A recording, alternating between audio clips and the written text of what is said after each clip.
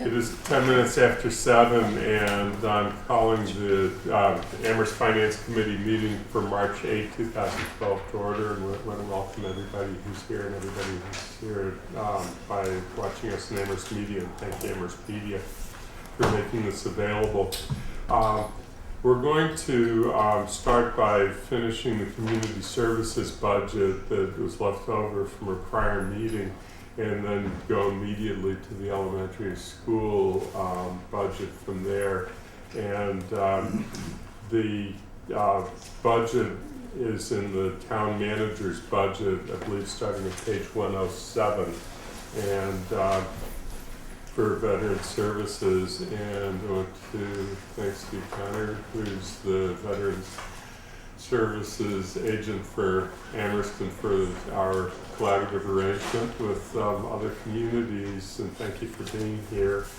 And what we usually do is ask you to start to talk about, just real briefly, about significant things that have happened in the current year that we should know about, and then what you're projecting for the year ahead, and how that leads into the budget request that the town manager has presented. Okay. Well, the department continues to grow, and I have been at a statewide training all week with the Department of Veteran Services. And luckily, as we were breaking up today, I got these documents, and I got it on all of the 8 communities that we do. So I thought it would be interesting reading for folks to see in a graph form what's been happening in this community is what you have in front of you. It's happened in every one of our communities. The amount of people, veterans and their dependents that we are assisting is going up, and going up dramatically. If you look at it, you can see that as of pretty much back in 2008, we were assisting 17, and if you get to the end of the fiscal year, on a monthly basis, we're up to 32. There is a separate line, a thinner line, that is telling you what other communities at that same population range in the state of Massachusetts are dealing with, and their averages. So Amherst is, in many ways, comparable with the amount of people that we're assisting as we go forward. There are some things that I'm not exactly sure how to explain, other than I know that when we started this collaboration back in 2009, you'll see some things had grown on the other part, and those are the forms of benefits that we work off of. And the state looks at those to say, you know, what's going on in that community, and you know, what needs to be improved on. And if you look at the 2 lower graphs, it'll just show you that there are medical reimbursements, and there's also health insurance assistance for our seniors who pay Medicare Part B, Medicare Part D. Getting to those people and helping them and reimbursing them for those benefits is a big part of what we do. And we are just recently really starting to make strides in those categories. So since I've come on, we have increased those lines significantly. I imagine they will continue to go up as we reach out to the people that are eligible for them, number one. But number 2, letting the people know that are already getting assistance with us, that they can get this benefit, which I have a feeling some of them didn't know. So we're going to do a little bit of a internal campaign to let them know that we're there to do that for them. But the caseload is going up, and it's been helpful. Last year, I know the town manager had budgeted extra amount of money so that we wouldn't be getting through halfway through the year and having to come back. I think we're gonna be all right, but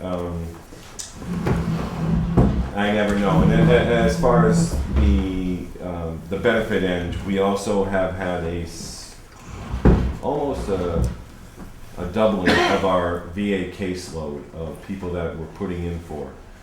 There's many veterans who have reached the age of 70, 75, and their wives are saying, you gotta get hearing aids, you gotta do something, we can't take this anymore. And they come to my office and they say, you know, is there anything you can do? I wanna go to the VA and see if they've got hearing aids, because they have some of the best.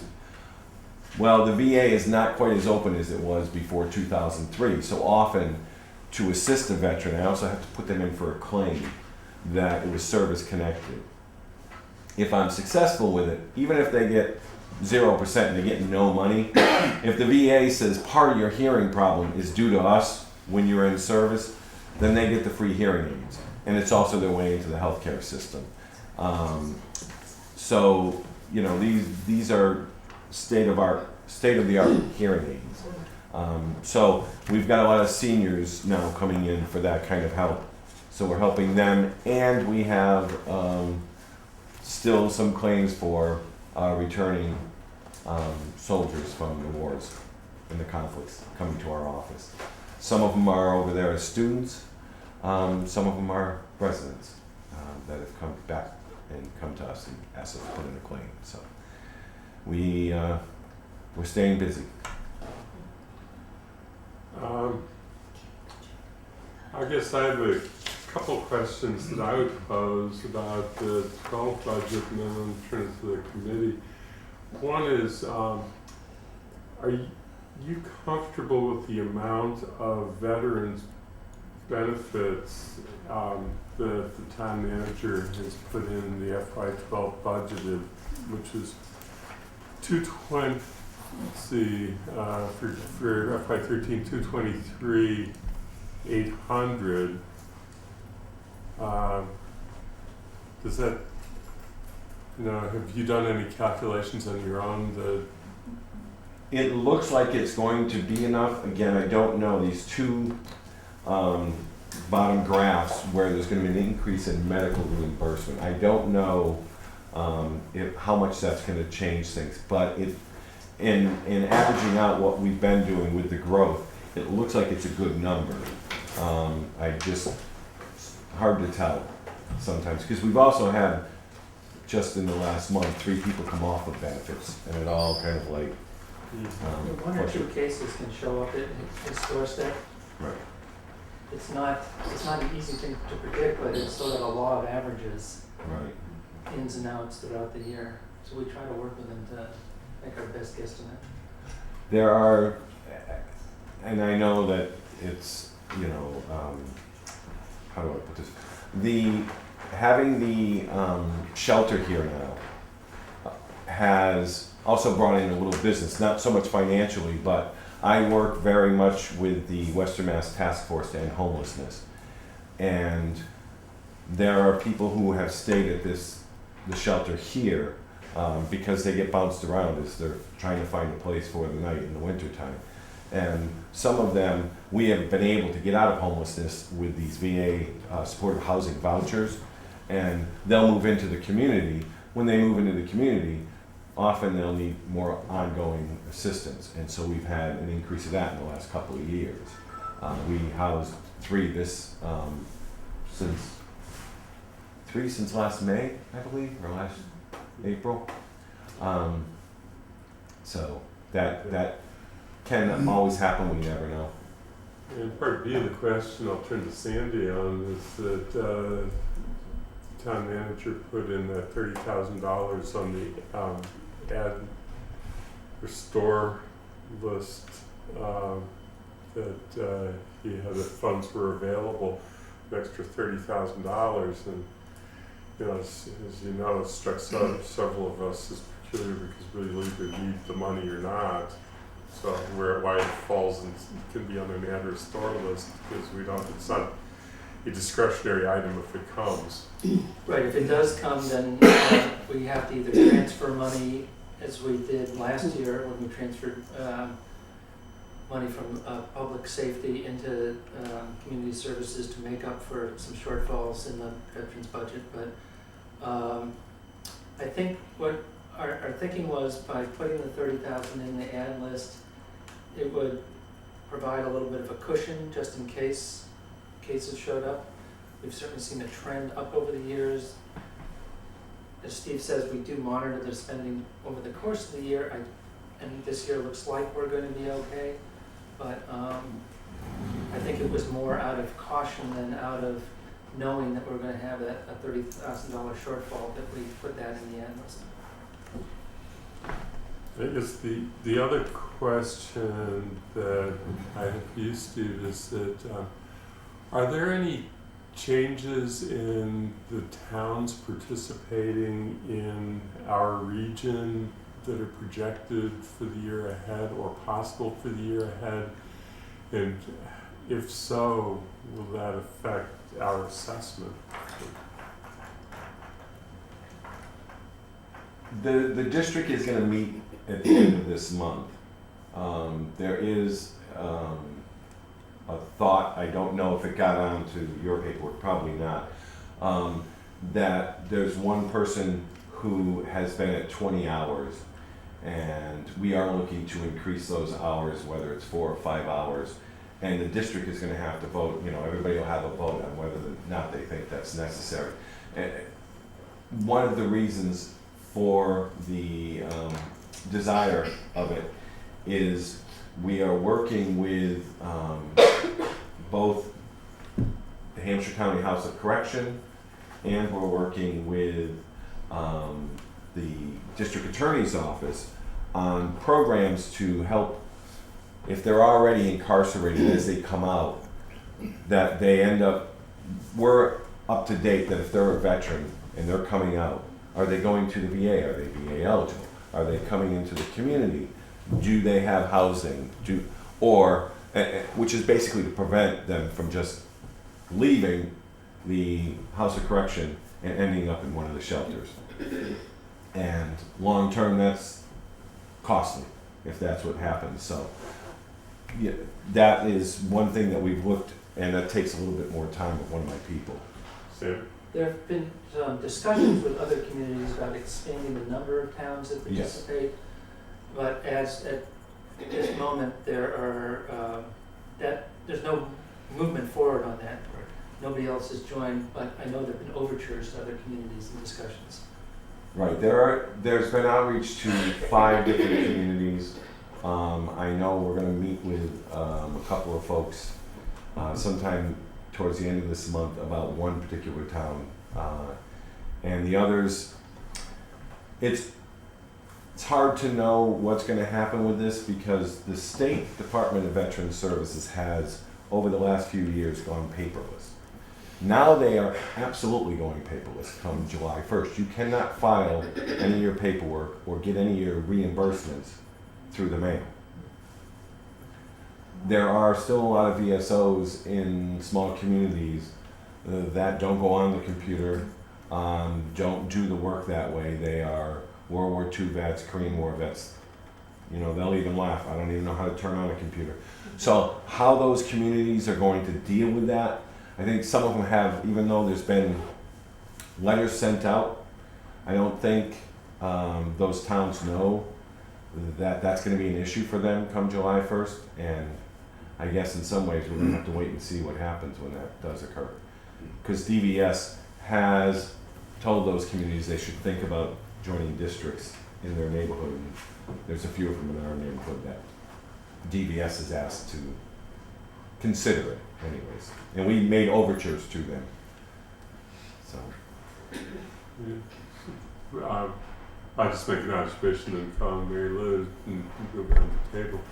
But I'm assuming if we're talking 5% of an FTE on a part-time person, that by the time it's divided among the number of participating towns, it's not a significant change in assessments. Mary Liz. I may have missed this somewhere, but what is the eligibility requirement for benefits? Okay, for our veterans. benefits, for the Chapter 115 benefits, which is the state and local money that we put out, you have to be a active duty veteran, or if you were in the Guard or Reserve, you had to have been called up by the federal government which nowadays happens all the time, but back in the 60s and 70s didn't. So you have to do either 90 or 180 days of time while during active duty, and you are eligible as long as you have a discharge that's under honorable conditions. Also, the surviving spouses or their dependents, even if the veteran, their dependents are still around and the children, they are all eligible as well. But is there an income eligibility? Yes, it's needs-based. Needs-based. Yes, so anybody who is 200% of the federal poverty level or below, as their income and their assets are low, they would be eligible for one kind of assistance or another. Thank you. Other questions? So, this has been, you came very well prepared and it's very informative, and so I appreciate it. And I think that this arrangement that we have for the new veteran services, which is now no longer new, has been working out great for us and great for, I think, all of the communities, and the quality and the professionalism of the services you provide and the way that you've been working with our homeless programs has been really great. And we all appreciate it. Good. Thank you. And it's been an exciting year for me in Amherst.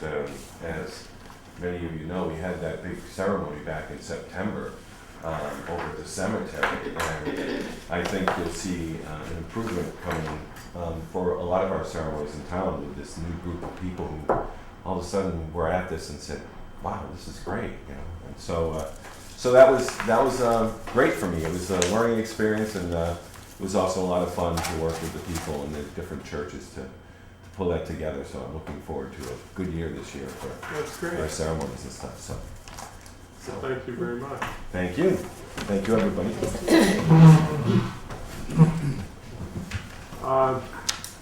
Then I guess we're on to talking about schools, and what I had said to the superintendent is that I didn't think that we had anything more to talk about with the region, because the budget was voted along the lines that were discussed at the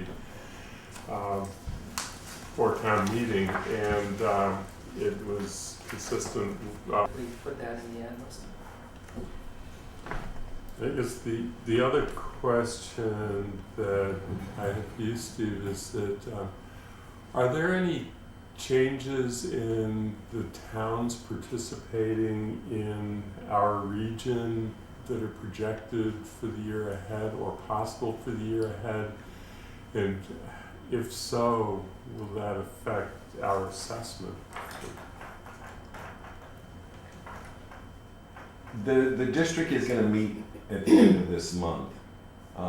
There is a thought, I don't know if it got onto your paperwork, probably not, that there's one person who has been at 20 hours, and we are looking to increase those hours, whether it's 4 or 5 hours, and the district is going to have to vote. Everybody will have a vote on whether or not they think that's necessary. One of the reasons for the desire of it is we are working with both the Hampshire County House of Correction, and we're working with the District Attorney's Office on programs to help, if they're already incarcerated, as they come out, that they end up, we're up to date that if they're a veteran and they're coming out, are they going to the VA? Are they VA eligible? Are they coming into the community? Do they have housing? Which is basically to prevent them from just leaving the House of Correction and ending up in one of the shelters. And long term, that's costly if that's what happens. So yeah, that is one thing that we've looked, and that takes a little bit more time with one of my people. Sam? There have been some discussions with other communities about expanding the number of towns that participate, but as at this moment there's no movement forward on that. Nobody else has joined, but I know there have been overtures to other communities and discussions. Right, there's been outreach to 5 different communities. I know we're gonna meet with a couple of folks sometime towards the end of this month about one particular town. And the others, it's hard to know what's gonna happen with this because the State Department of Veterans Services has, over the last few years, gone paperless. Now they are absolutely going paperless come July 1st. You cannot file any of your paperwork or get any of your reimbursements through the mail. There are still a lot of VSOs in small communities that don't go on the computer, don't do the work that way. They are World War II vets, Korean War vets. You know, they'll even laugh. I don't even know how to turn on a computer. So how those communities are going to deal with that, I think some of them have, even though there's been letters sent out, I don't think those towns know that that's going to be an issue for them come July 1st. And I guess in some ways we're going to have to wait and see what happens when that does occur. Because DVS has told those communities they should think about joining districts in their neighborhood. And there's a few of them in our neighborhood that DVS is asked to consider it anyways. And we made overtures to them. So. Yeah. I just make an observation and call Mary Liz and go around the table. But I'm assuming if we're talking 5% of an FTE on a part-time person, that by the time it's divided among the number of participating towns, it's not a significant change in assessments. Mary Liz. I may have missed this somewhere, but what is the eligibility requirement for benefits? Okay, for our veterans. benefits, for the Chapter 115 benefits, which is the state and local money that we put out, you have to be a active duty veteran, or if you were in the Guard or Reserve, you had to have been called up by the federal government, which nowadays happens all the time, but back in the 60s and 70s didn't.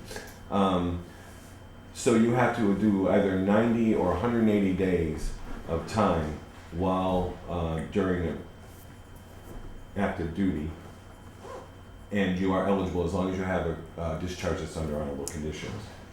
Also, the surviving spouses or their dependents, even if the veteran, their dependents are still around and the children, they are all eligible as well. But is there an income eligibility? Yes, it's needs-based. Needs-based. Yes, so anybody who is 200% of the federal poverty level or below as their income and their assets are low, they would be eligible for one kind of assistance or another. Thank you. Other questions?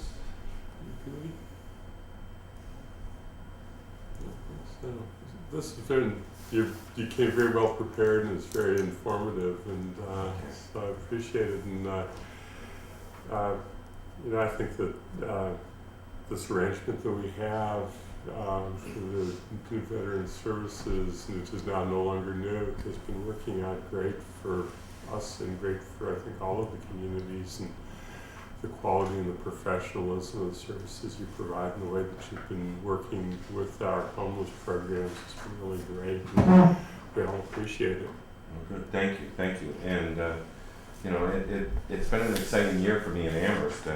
As many of you know, we had that big ceremony back in September over at the cemetery, and I think you'll see an improvement coming for a lot of our ceremonies in town with this new group of people who all of a sudden were at this and said, "Wow, this is great," you know. And so that was great for me. It was a learning experience, and it was also a lot of fun to work with the people in the different churches to pull that together. So I'm looking forward to a good year this year for That's great. our ceremonies and stuff. So Thank you very much. thank you, everybody.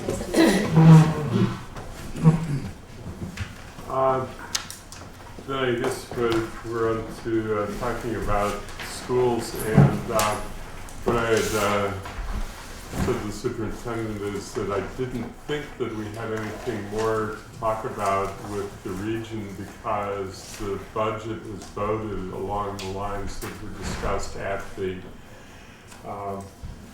four-town meeting, and it was consistent with the amount that we had said but with the actual good news of a reduction from that amount because of the reasons that were provided at the four-time meeting. So unless you have something else to say, or Region, or people around the table have any questions to ask about Region, I think I'll just give a second to see if anybody has anything they want to say about it, but otherwise we should focus on elementary.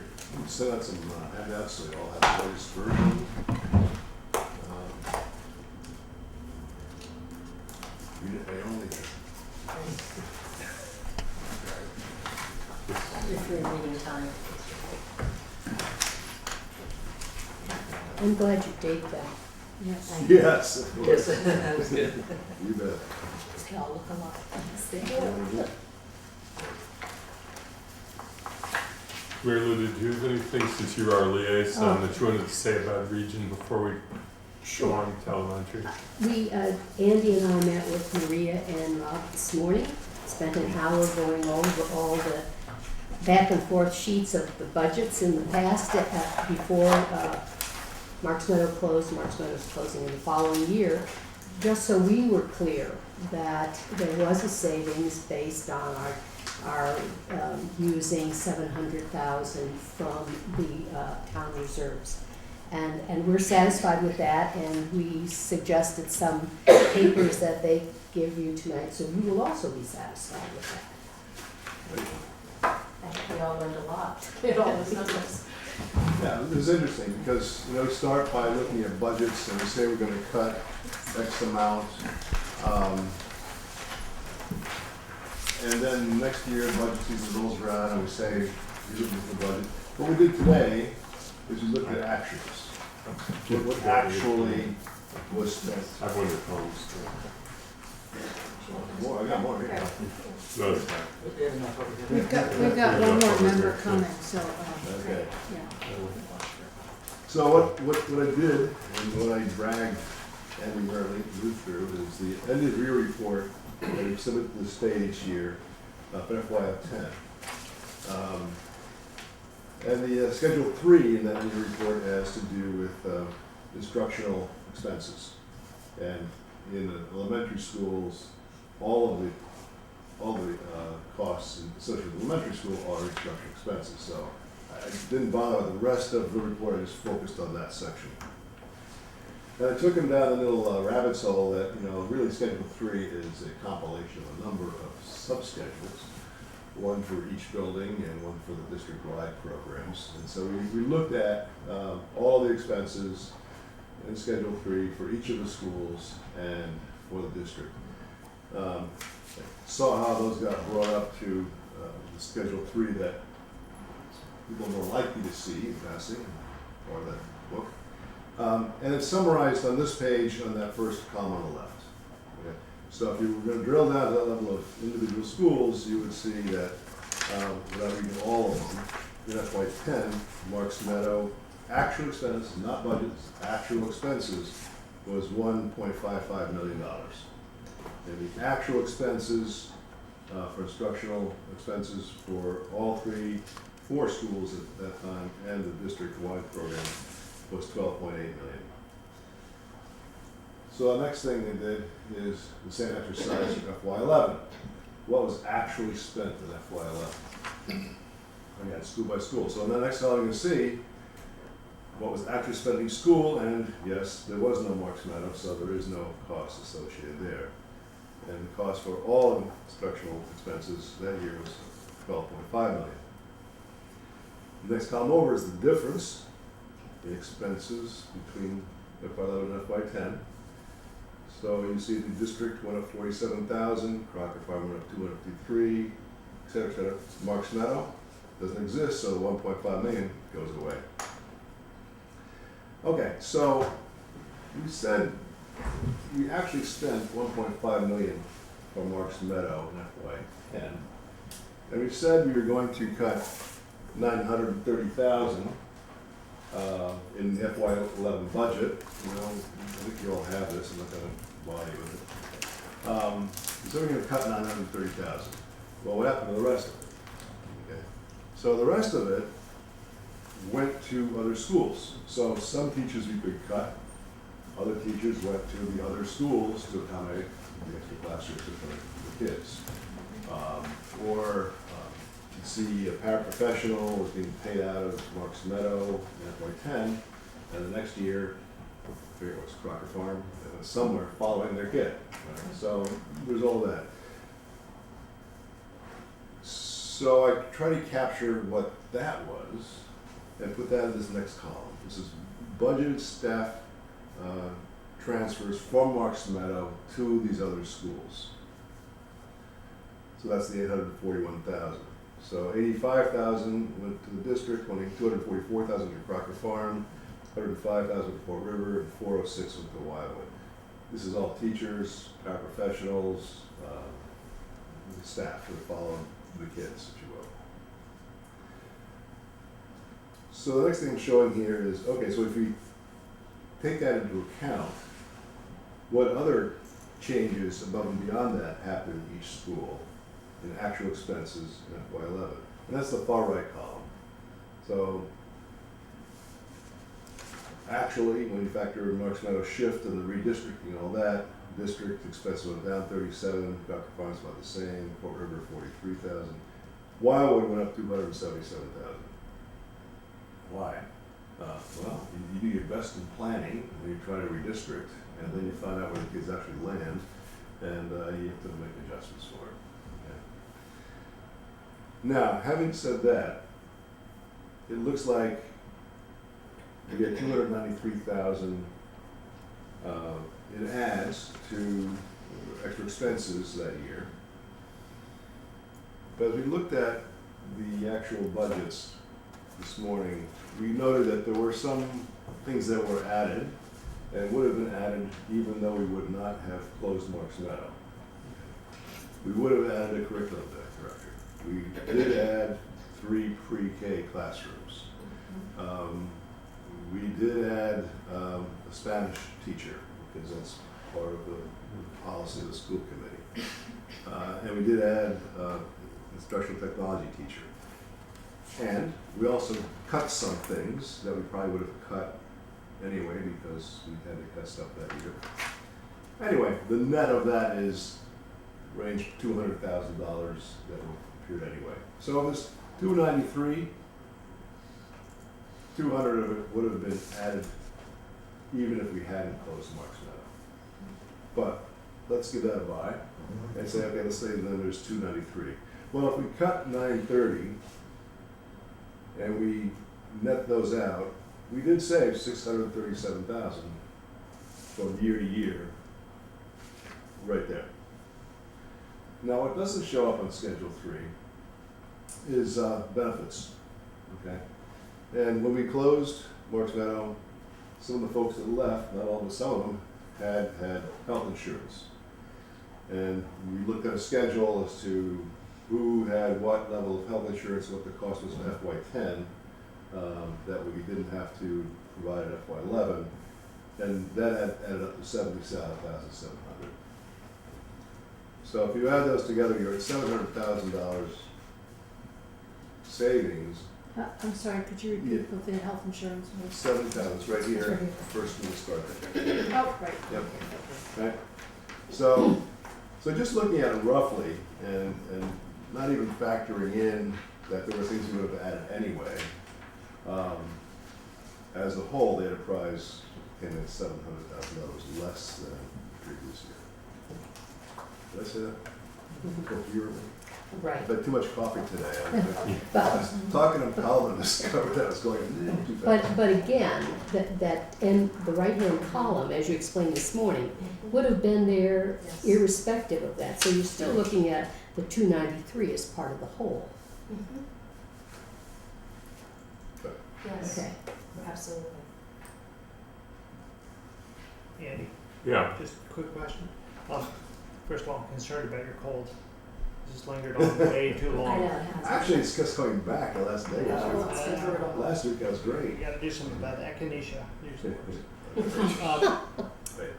So, the 85,000 that goes to the district,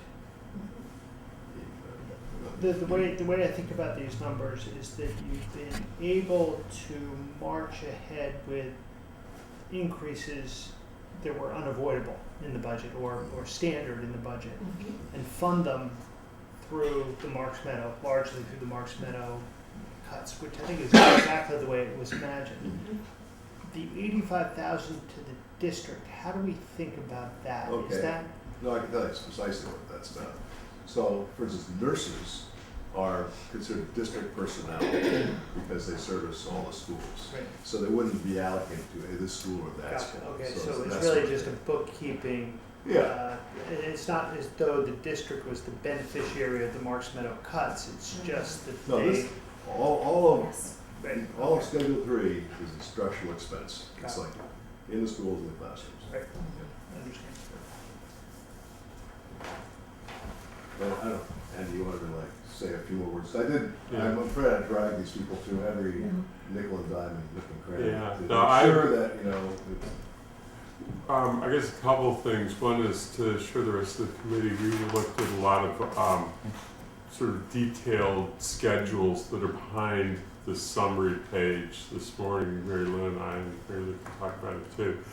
But it really helped because it enabled us to see how the numbers tie in together.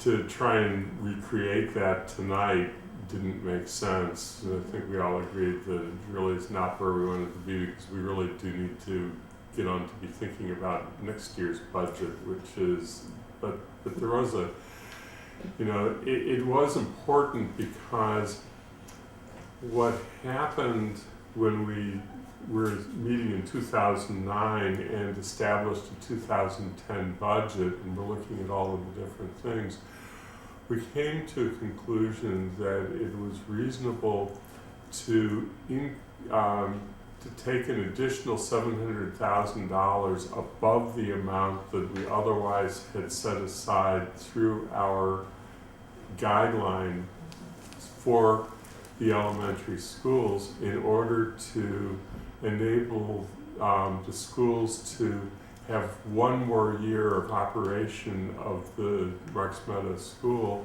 and to close it in an orderly fashion because it didn't make sense to do it abruptly without the planning. And there was a lot of other things that we know that went on about reorganization of the schools. And so that $700,000, the question sort of came up, well, did that end up really coming back in the way of savings? And there were two ways to look at it, and this was one way that we wanted to look at it. And the other question was, what happened in our appropriation in the following year? And did we, and I can assure you that we did take that $700,000 and back it out at the beginning as a part of the calculation. That was something that John did so that the percentage increase for the elementary school from 2010 to 2011 was 0.13%, whereas the whole total of the budget went up that year 1.71%. The town went up 1.43%, and the regional library went up 4.28 and 5.02 respectively. And that was just because that $700,000 was put in as a one-time expense. I think that what our policy had been and continues to be with the committee, and I wanted to make this clear because we may be coming back to that. I expect that we will be coming back to this, is that we have not been, by and large, thinking that it's appropriate to support ongoing budgets from free cash, because if you do it one year and it's an ongoing budget, you've got to do it the next year and the year after that and the year after that, and it just keeps going.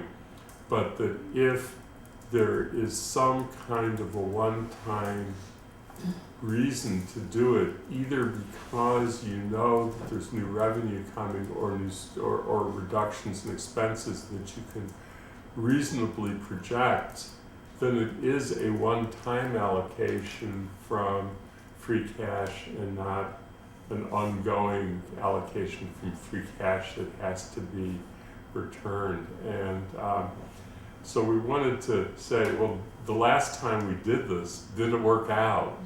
And I think that that's why Mary Lou and I were meeting. And, you know, I can't speak for Mary Lou. I am comfortable if the answer is yes.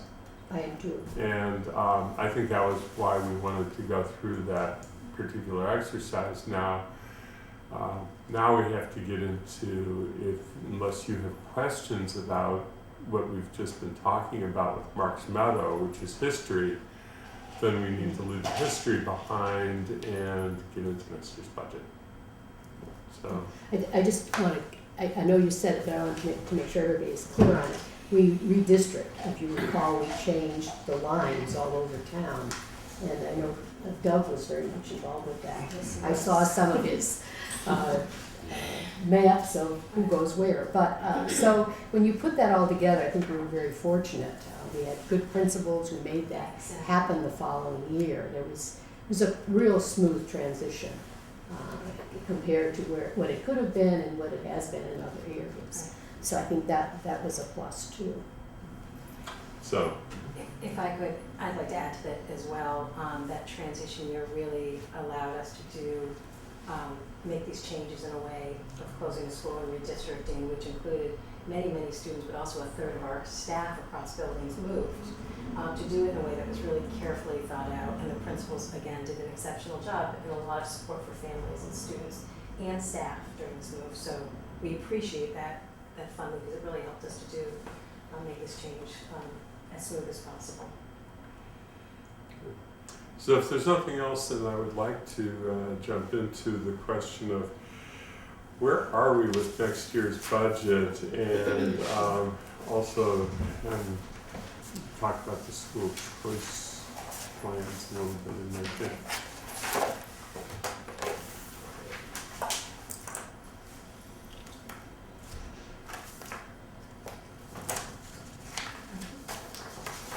Is the new one?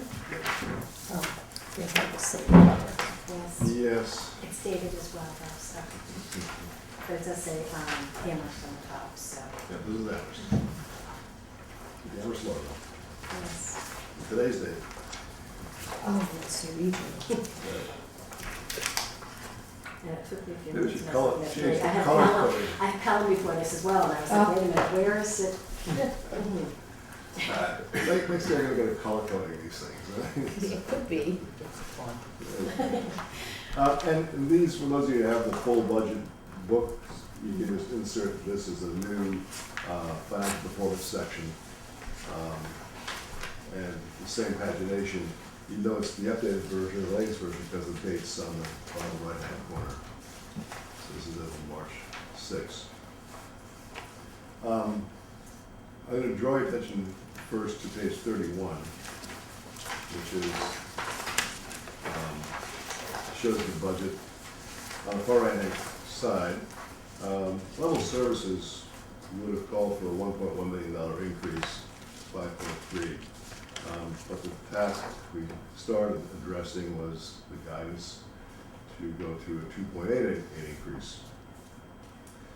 And we didn't get quite there. The net reductions that we are showing in this document is a reduction of $305,000, which brings us down to $21,558,000, an increase of $799,000 or a 3.9% increase. And for the moving parts, I will direct you to page 35. So page 35, you can see some of the things we need to add, and then the superintendent's best effort at finding $500,000 to cut more from next year's budget, and this is pretty much where we ended up. I'm going to turn it over, but just so the net cuts we're identifying here is $305,696. Our target to get the 2.8% increase was $523,896. Well, yes, we are $218,200 short of that goal. So Would you like me to take a few minutes? Please, if you will. So I think the last time that we met, we had the preliminary numbers, but we did not have the actual adds and cuts at that point because I hadn't met with the Amherst School Committee, if I remember correctly. So what you see in front of you is a very, very modest ad for our schools. It's the mandated ads of translation, tutoring, and testing for working with English language learners, and a resource paraprofessional. In terms of reductions, we were able to reduce retirement benefits, sick leave buyback, which we are being very careful with our spending this year to be able to buy back and prepay these benefits that we owe. We did not grant a sabbatical to a staff person this year who was requested. And then we were reducing 0.5 ELL teacher based on caseloads, an intervention staff person 0.6 based on some reorganization that we are, which will be a reduction of an actual person. A resource teacher coach, we have some coaches in our district and we will be reducing by 1. And then professional development costs, information systems has reduced their budget by 13,000. Legal expenses and special education we've reduced by 10,000, and out of district tuition by 25,000. And then we've been able to realize some heat savings by Ron Mahanowitz's amazing work of moving us from oil to gas at Fort River. So we did reduce by 305, which, as Rob said, it leaves us at that gap of 218, 200. I think something that's important to add in what you're not seeing in the ads is also we're trying to be extremely lean and even broached with the school committee this year that we would not be adding another year of Spanish to our elementary schools, which is part of their policy. So what we would be doing is moving up grade levels from grades 2 through 4 instead of grades 1 through 4. So if that makes any sense, we're following kids, so no kids are falling off in the policy, but that would have been an additional 0.6 position of $36,000. So at this point, what we're putting forward, I think, is a very responsible budget. That what at this point, the 218,000 to be looking at additional cuts would be, as I mentioned to you, I believe last time, we would be not cutting things like special education and ELL pass that we've projected here or suggested here, or substantial reductions in intervention or services that really we need to have in place for the population of students we have currently.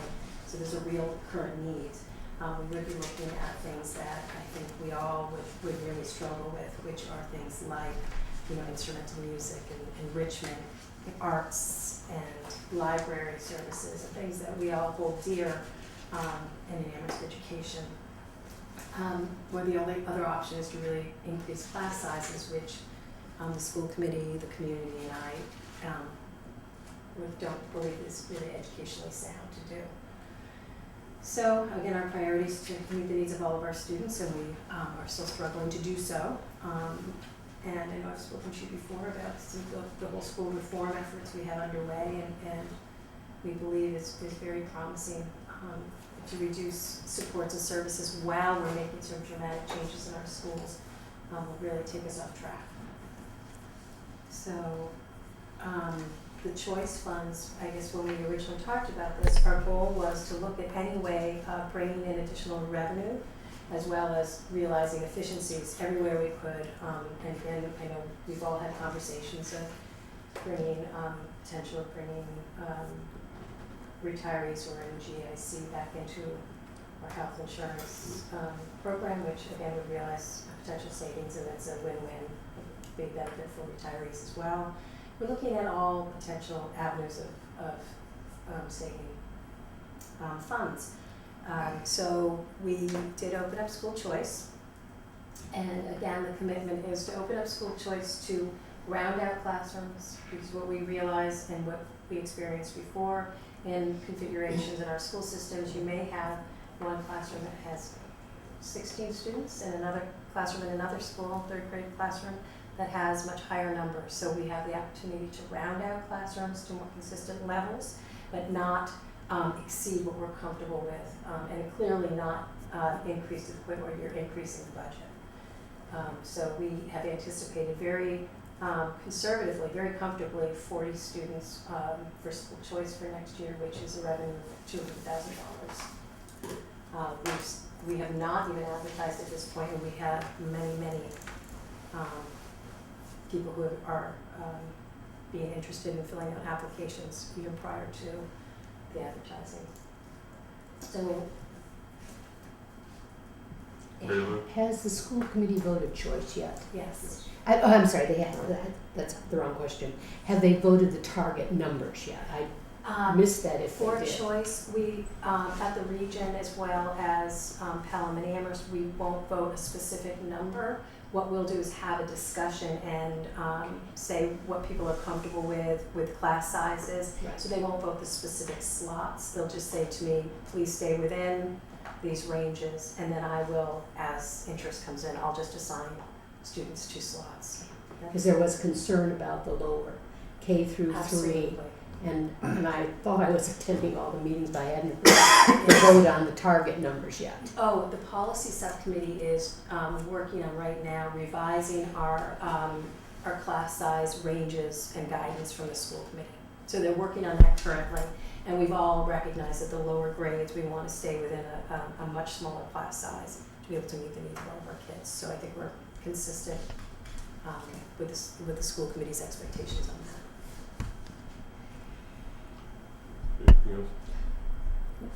I don't know where we are. Bob? Bob. Just a quick question. So we're still left with the $218,000 column. And is there any news on the horizon that might miraculously change that number through? That would be no, yeah. So I guess what I didn't Yes. hear is that there's, a plan in case this really ends up being the $218,000 gap. The plan would be I would have to go back and make further reductions and cut. Are some of those things that you just named? Because I've exhausted the potentials of revenue or realizing through efficiency, so it would be cutting Yeah. at this point. Really? And to follow up on Bob, I did ask them this morning, and I told them I would ask again tonight, since Leverett and Pelham are struggling, and obviously this is, 200,000 over, about going back to region and going back to your reserve fund and using that for region, thereby reducing the assessments. Right now, by reducing what you have for region, I think we have about 80,000. Yes. That, for me, I could put that toward Amherst, and if we had some more money from region, I could put that toward Amherst. Meaning that there would be, and you can't come up with all 218, Right. but it would bring that number down for us to go into reserves, and Right. I would feel comfortable with that. So I just put that out there and said I would ask again. Yes. And And so, oddly enough, the same dance is happening at the region level. Next year we're budgeting using 630,000 from E&D, I think reserves. Something you can't do, but I'm seeing that as a bridge year. As we increase choice in the region as well, the following year, if we get the money, we'll be using 770,000 from choice revenues rather than the 300,000 we're using now. So the draw on MD goes back down, choice comes up. It's still 1.1 million, it's going to be a different source. So we're drawing heavily from MD for 1 year to get us to where that'll be replaced with choice. And that's, I think, what we're asking here to do is to get a 1 year bridge from E&D reserves or whatever to get us to that new improved revenue stream. so, No, just wanted them to hear that. absolutely. If we're going, Mary Lou, or Kay, Could you explain again, have the choice students coming in Sure. FY13? When does the money for them come? Could you just explain that? I think I remember Yeah. the explanation, and Well- it makes sense, but just do it again. Well, it's a little funky. First of all, they give us quarterly payments along the course of the year, but there's only 3 of them. So the first one happens in December, based on October enrollment. And so they take that and annualize it and make that first quarterly payment, which will be a third. Then in the spring, you get another quarterly payment, which is a third of what they projected back in December based on October. Then June rolls around and they get reports like, so what kids actually stuck in your schools or came in, what was the actual FTE, what were you actually, and they true it up, okay? So in June, it could get, the third payment could be much higher than what the first 2 were, or much lower, depending on how much truing up they have to do. So you don't really know what happened with that revenue stream until pretty much that year's over. So what I like to do is, we'll get that money in, and then we'll have it built for the next year. So that'll bridge. So we'll have a good sense in October. We'll have a better sense in spring when we can look at our own internal numbers and true up internally what we will have to budget for FY 14. So that's why the 1-year lag. You can say we're planning to open up 40 slots and it's going to give us 200,000. And my approach is, well, let's see the money and then spend the budget. So the following year, you'll know you have that much money That's right. in the choice account. Yeah. No. So it functions as like a true reimbursable, comes in FY 13, we apply it for FY 14. So when you look at that, I'm sorry, when you look at that revolving fund that receives the revenue, it's like a 1-year lag. You can see that on the region document that has The 1-year how carry forward. Rob applies the funds. Okay, now Mary Lou. Okay, and the money goes to region.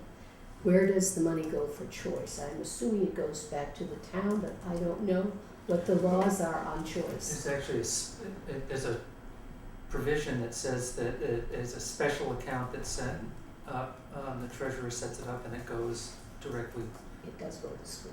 right, it doesn't pass go, it goes directly to, Yeah, it's under the old school committee. It doesn't go to jail. we're definitely gonna make sure that does not happen.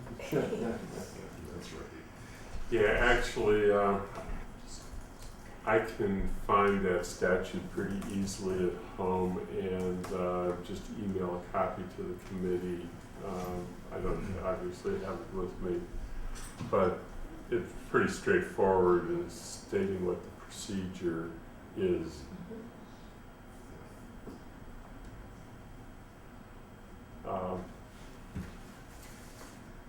Are there any other grant changes that are affecting the budget up and down? At this point, we have not heard of substantial reductions in grants. We always are very cautious of calculating and rolling over staff that are in the grants and making sure we leave enough of a wiggle room because with the increases per year, there are times when we do have to move someone off of a grant because there's been a slight reduction. But we have not heard of substantial changes at this point. Other than the ed jobs? Right. Well, the ed jobs clearly is, we Yeah. projected for that, and that's, Yeah. again, the very big, what was that, 293 or something like that for Amherst, so we, right off the top, we've lost that funding, so that accounts for actually a large portion of the gap. Right. So essentially what we're looking at is a plan that says we had the ed jobs money and it is ending after the end of the current year.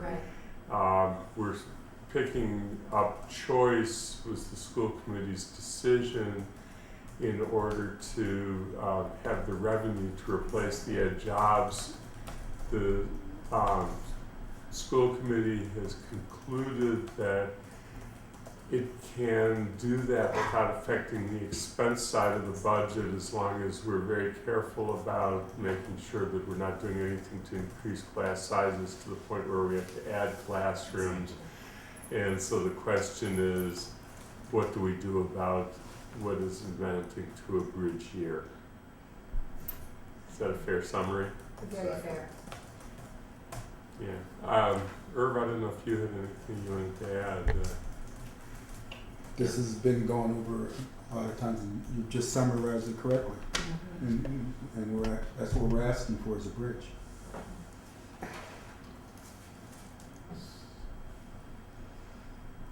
Questions to the committee's thoughts? No, discussion? just a thought after, and you were there, whatever night it was, when Stephen Hemman from the regional school committee, association? Mars, yeah. Mars. Regional schools.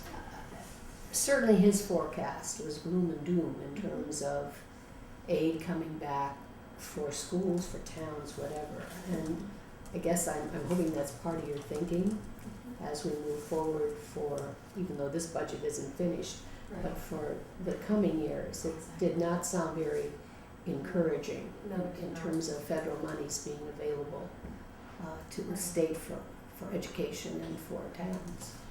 Yeah, and it is very much in the forefront of my thinking is how to create a sustainable budget in a circumstance where kind of our budgets, roll over. Just at the level services is an increase of 3.5%, where the revenue is not going to meet that. And what do you do?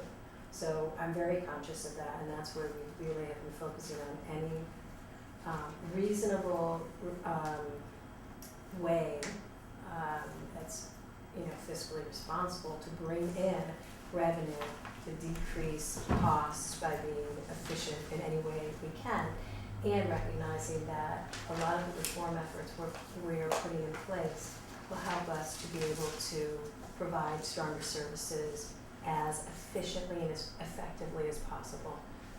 And because it's important to have those structures in place so that when a need arises, we're not just adding more bodies or more funds, but we're really able to have a mechanism to address needs internally.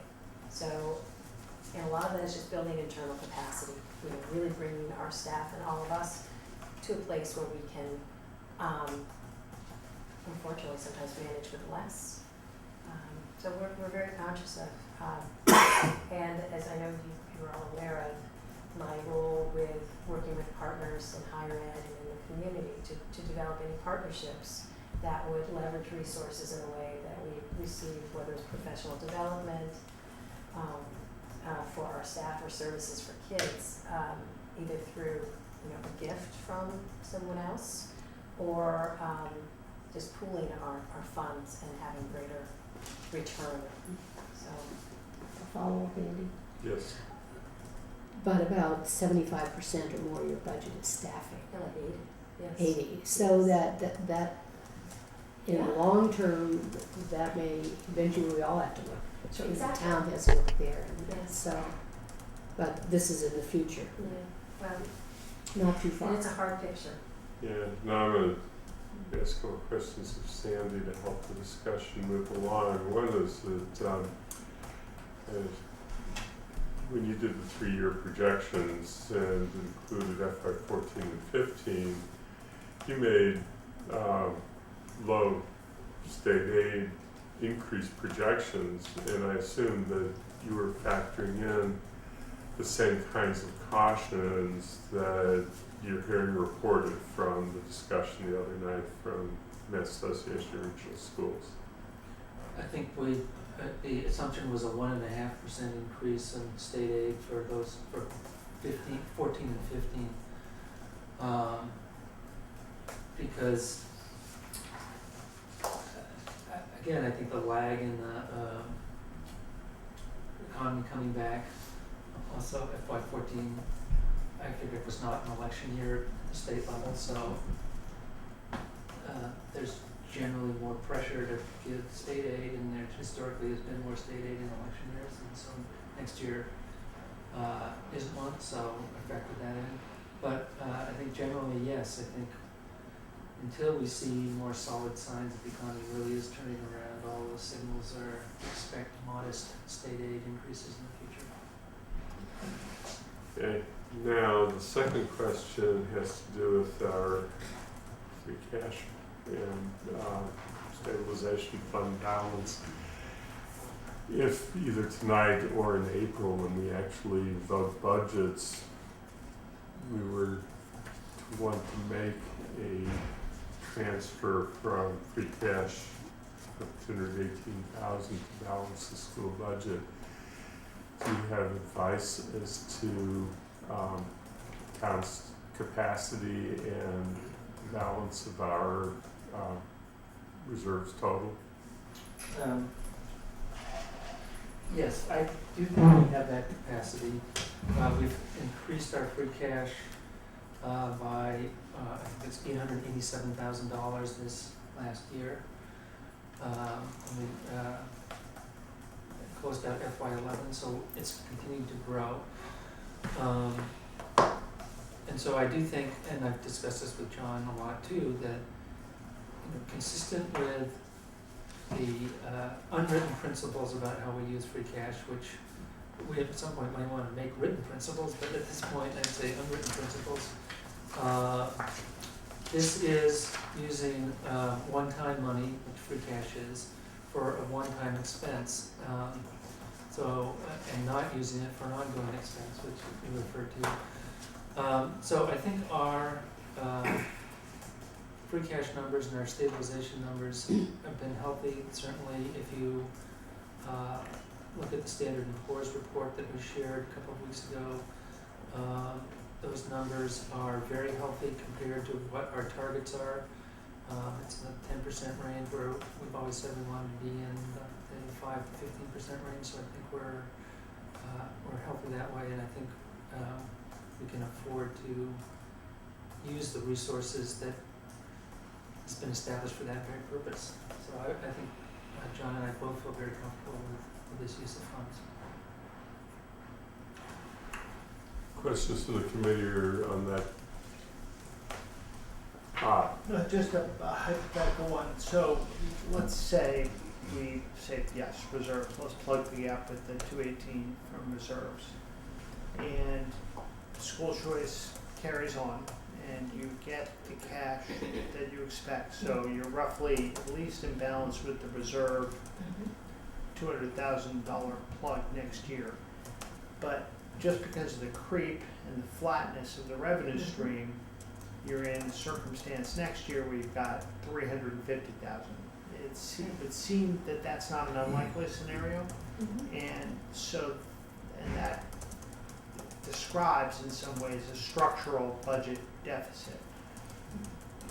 I know there's a plan there. It's kind of like the plan C, and I wonder how that feels to either do it this year, go to plan C this year with the 218, and then think about next year as maybe keeping your reserve possibility in your pocket versus playing that card this year. Because it'll be a tough sell next year. If you go to reserves this year, Absolutely. it'll be a tough sell next year to go back to reserves. Just a hypothetical.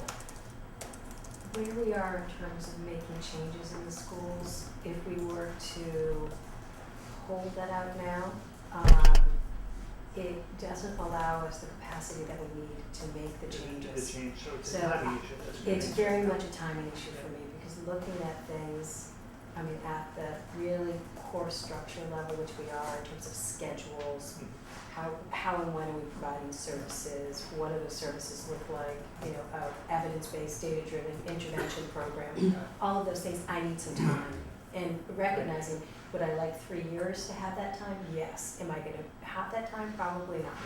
But if I were to do that this year, the effect would be significantly greater than waiting a year. Got it. Excellent answer, yeah. Yes. Okay, It's, the last time that we did this, you had these numbers earlier before the meeting started, we were talking about them.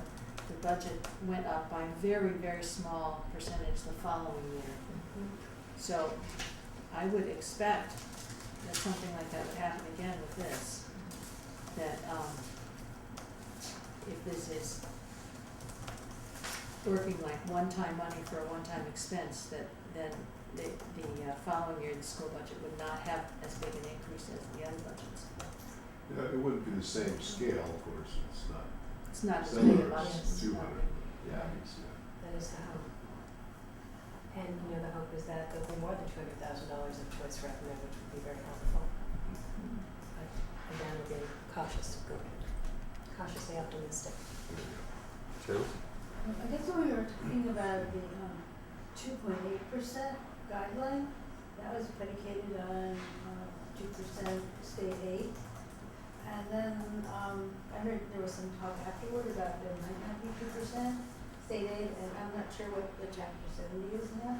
So how does, if we don't get 2% state aid increase, then what happens? Yeah, I don't know, Sandy was gonna talk about this, I think, later in the agenda, but he could answer it, he could talk about it now, too, 'cause I could give you the short answer and then get into the spreadsheets later, or I could break out spreadsheets, whatever the committee's pleasure is. Anurag, did you have a question? Or? No, wait. Okay. Then, so there is a budget that came out January 13th, a blue budget. Then about a week and a half later, the governor's budget came out. In this budget, we assumed a 2% increase in Chapter 70 and unrestricted general government aid. The governor's budget did not contain those numbers.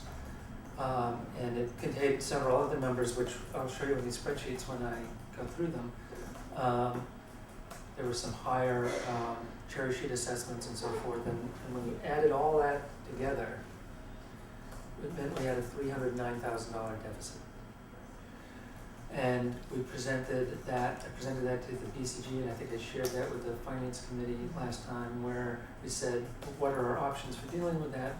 We could cut everybody from 2.8% allocation down to, I think it would be 2.25 or 2.26, something like that. That would bring us back into balance. We could look at certain other options, some of which have been talked about here tonight, or we could re-examine some of our revenue estimates. So what I'm going to do tonight, later tonight, is show you what I've done to re-examine those revenue estimates. And again, I could get into the specifics now or later, but I think the short answer, even though this doesn't seem like a short answer, is that I think that we can responsibly revise our revenue estimates to get everybody to their 2.8%. With the exception of the region, which we know is going down. That saves us some money. And then we would, even at 2.8%, we'd still have to fix this $218,000 problem with the school department, but the town budget will be fine, the regional budget would be fine, the library budget would be fine, and we'd still live within reasonable and I think prudent revenue estimates. So. Yeah, I mean, the other thing I'll add to that, and then get to Mary Liz, that the amount of money that we're being asked for regional assessment is, I believe, about $87,000 less than we had originally put into our guideline calculation. And at this point, we haven't done anything to reallocate those funds. So that's sort of sitting out there too. And these are decisions that we're going to make when we put together, you know, a complete consolidated budget at the beginning of April.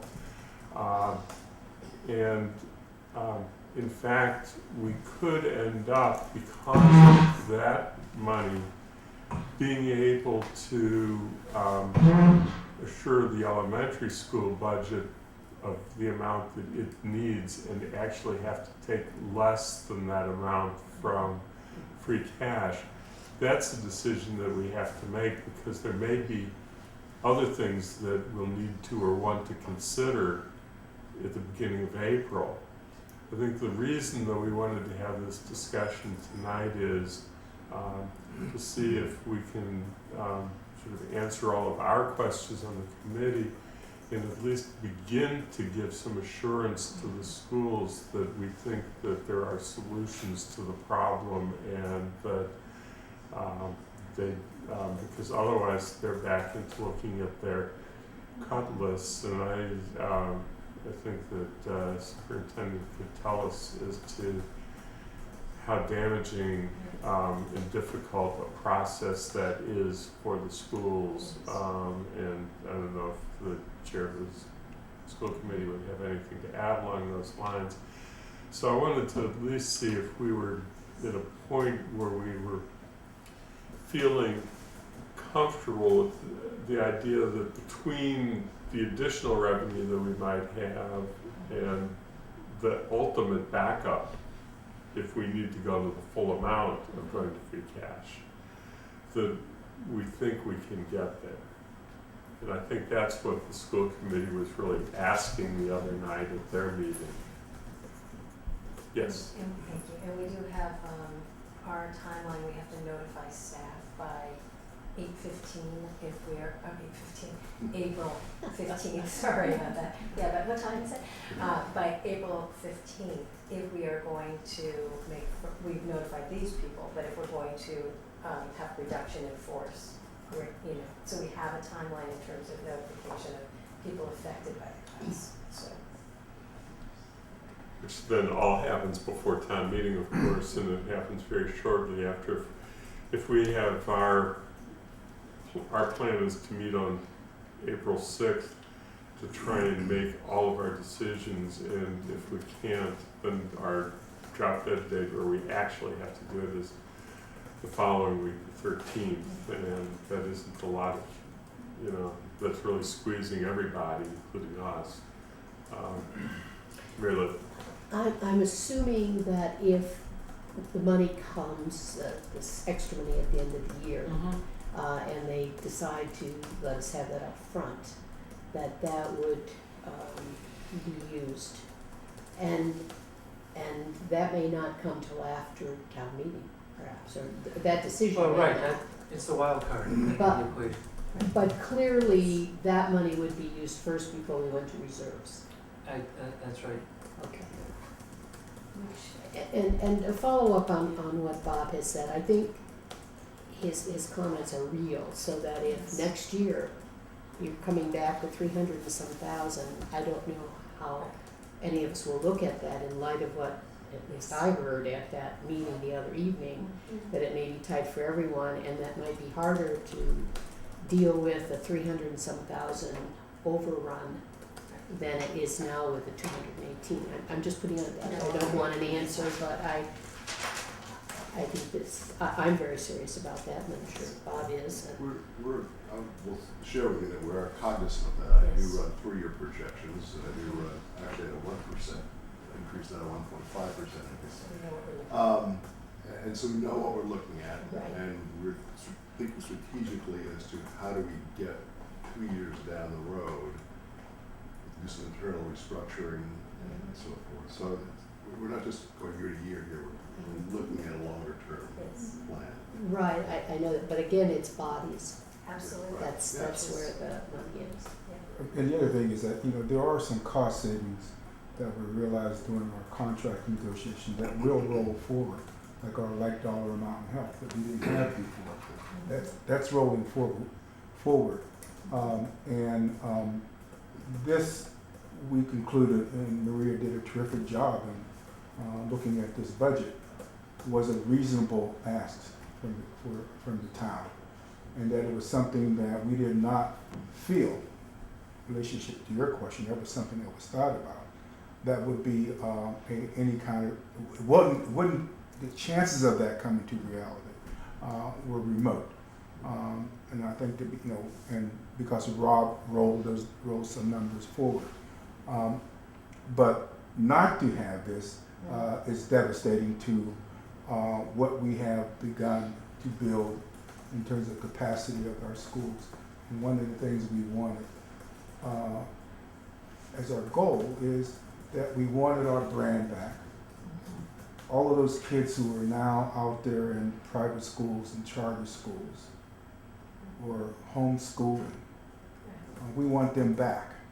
there are about 240 kids, elementary kids, who are homeschooled, charter school, or in private school for elementary.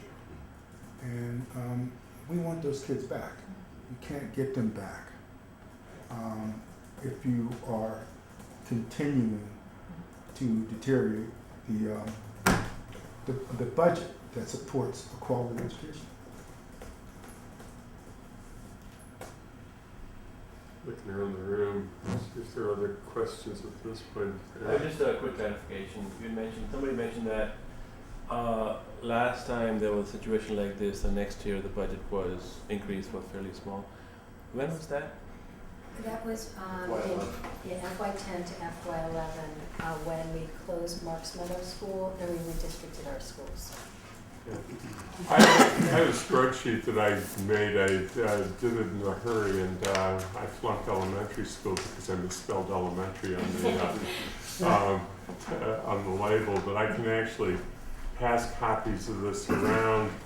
But what you'll see is FY10 was the year that we allocated an extra $700,000 as a bridge to closing the Marks Meadow School, and then FY11 was the year that the school was actually closed, and which you'll see when you look at the sheet that the increase, when you look at the percent change in the right-hand column, that the elementary school budget did increase by substantially different amount than other budgets, and the reason for that was because it was a one-time allocation of funds, and when we started the process as if that money wasn't in the budget. John, who was at that point finance director, had backed it out because that was the understanding and the appropriate thing to do, and so that was. These are our numbers from the budgets that sort of explain that. So, just to follow up, so the monies which are being added to the budget now to plug the gap, those are one-time allocations to the school? They're not going permanently into the budget? No, and I can't remember when you came in. I know you were teaching, and so you were coming late. We had that's okay. We had the discussion was about the school choice, and the bridge this time is not to additional to projected reductions in budget. It's projected increases in revenue, but it's still a bridge. Okay, thanks. Thank you. Yeah, Bob. But just I guess two comments. One, harkening back to my old days on the whatever the acronym was,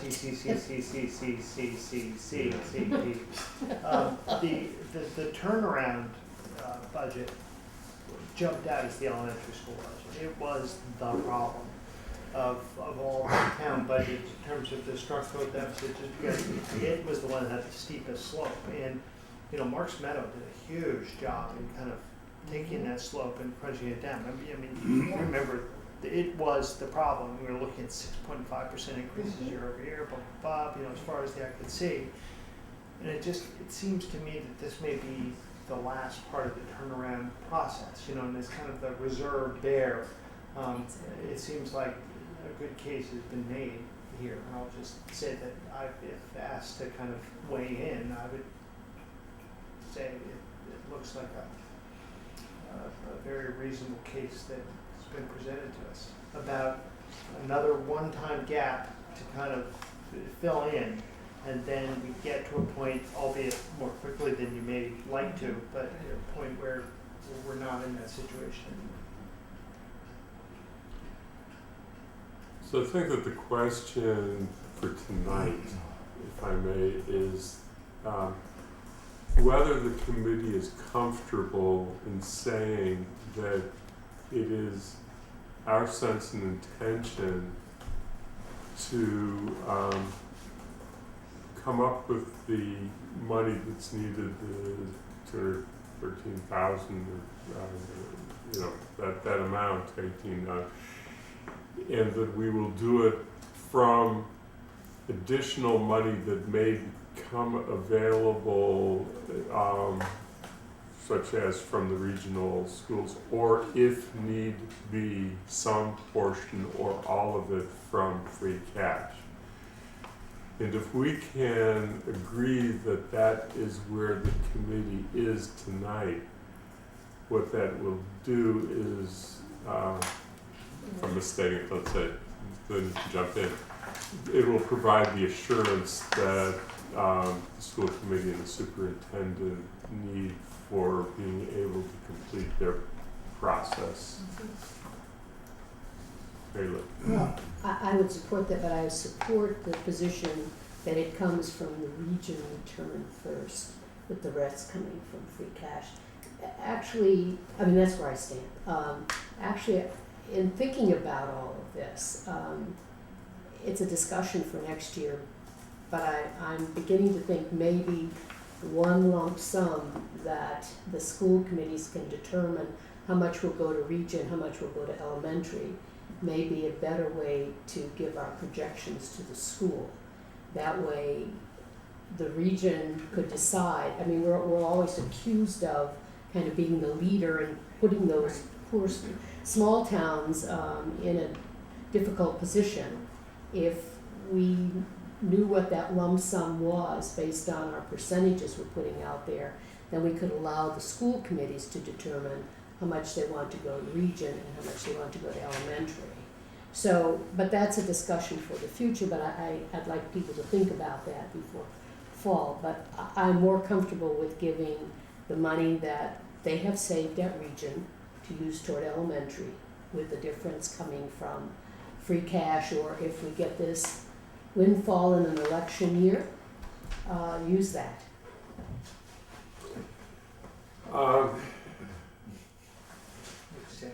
I guess that the only thing that why I stated the way I did is that it is possible, and I want to leave capacity for the town manager to come back and say to us, there are things that I had on my add or store list that I really think are essential. And if he doesn't, then I think we're exactly where you are. So I guess that's why but I think that what we want to do tonight is to see if the sense of the committee is to give the assurance to the schools that one way or the other, we will get this figured out so that they know that the $218,000 gap is going to be covered.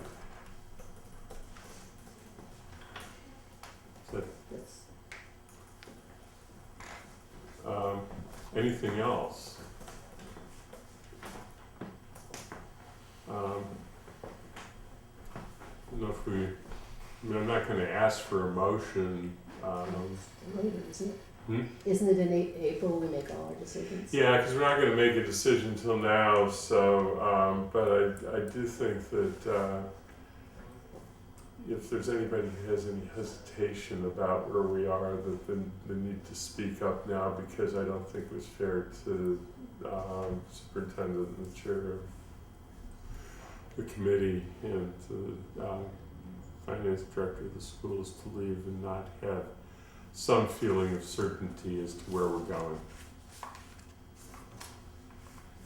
So I think then it seems that we have a consensus agreement that that's where we're at. Thank you all so much. It's greatly appreciated. And we will do our work in the future as well. And Great. we know how tough it's been, and we appreciate how hard you've worked to make it come together. And you know, I guess that we're all anxious about in the end whether the school choice will come through in the way that you didn't anticipate, and that it happens in ways that don't damage any of our colleague finance committees and school committees in neighboring communities, which is, I know, something that you've talked about, Leila. Pelham may, if their names are pulled in the lottery, they may suffer, because 7,000 meant a lot to them, let alone two people coming, two children from their schools is 10. Absolutely. It would hurt. It was a very tough decision, I know, for a school committee. Okay, so, you're welcome to stay. What we're going to be doing now, I mean, there's no reason for you to stay, but we're going to be talking a little bit about the subject that was previously discussed, which is the projections, revising the projections for the year. However, y'all get the same discussion when we have a BCG meeting on the 22nd, so there isn't a reason that you have to, I just don't want you to feel unwelcome. Please don't take offense if I go home and see my children, and I'll see this at BCG. I'm also leaving for you the administrative cost report for those of you who I know have interest for future discussion, so I have those for you as well. Yeah, I appreciate that, and actually there was one thing that I didn't get a chance to follow up on, and it's not a subject for discussion tonight, but because I think that people in the committee need to read it. But that was how the towns were chosen and whether they were really comparable communities. Absolutely. Do you want me to answer? Yeah, if you feel Sure. like it. Yeah, we took the communities that the school committee had voted previously as comparison districts in Massachusetts, and we used those. And then we also used comparable districts in terms of their governance structure. So in terms of are they regions primarily? We took some regions that were outside of that group voted, and then we also did some of our neighboring communities. But it was we compared by elementary only districts, regions, and then we did show some K-12s, which had some of the communities I know that the people were interested in, like Hadley, Northampton, Longmeadow, and those figures are in here as well. So that's kind of why we took that slice. But if there's interest in other slices, it's something we're looking at.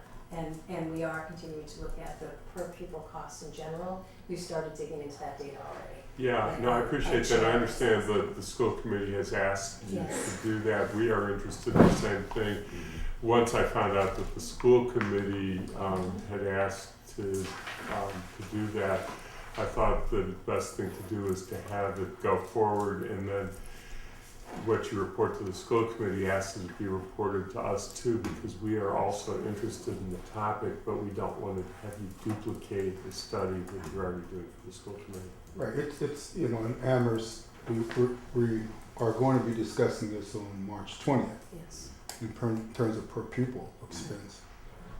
But looking at going out and getting it independently done so that we can then present it back to all those involved. But we definitely want it to be independently done. Now, that's the desire. The vote will come on the 20th, whether or not that will occur. Is this for per pupil cost? Per pupil. Just per Okay. pupil cost. Okay. The administrative cost is something that I think the region and the Amherst schools have to agree to if we want to do an independent one. That has not been discussed. Oh, It's all part of the same. I guess we should say that I did attend the meeting where that was distributed, so you may want to look at that, but it wasn't, or there were enough other things to discuss tonight. So maybe if in the future this committee wants to discuss that with them, we can do that. We'd be happy to come back. Okay, I appreciate that very much, and I appreciate the school committee raising that issue and taking it on with an independent study. And as I said, we are very interested in the same subject, but don't want to cause duplication of effort.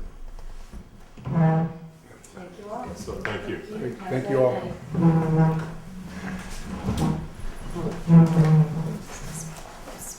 Maria, I will send you that by email, what I gave him, so that if there's differences, we can plug those in, but they look like they're right on with us. You're gonna go in 5 minutes. Let me just, I'm gonna confirm that we're not meeting next week, but we are. Good night.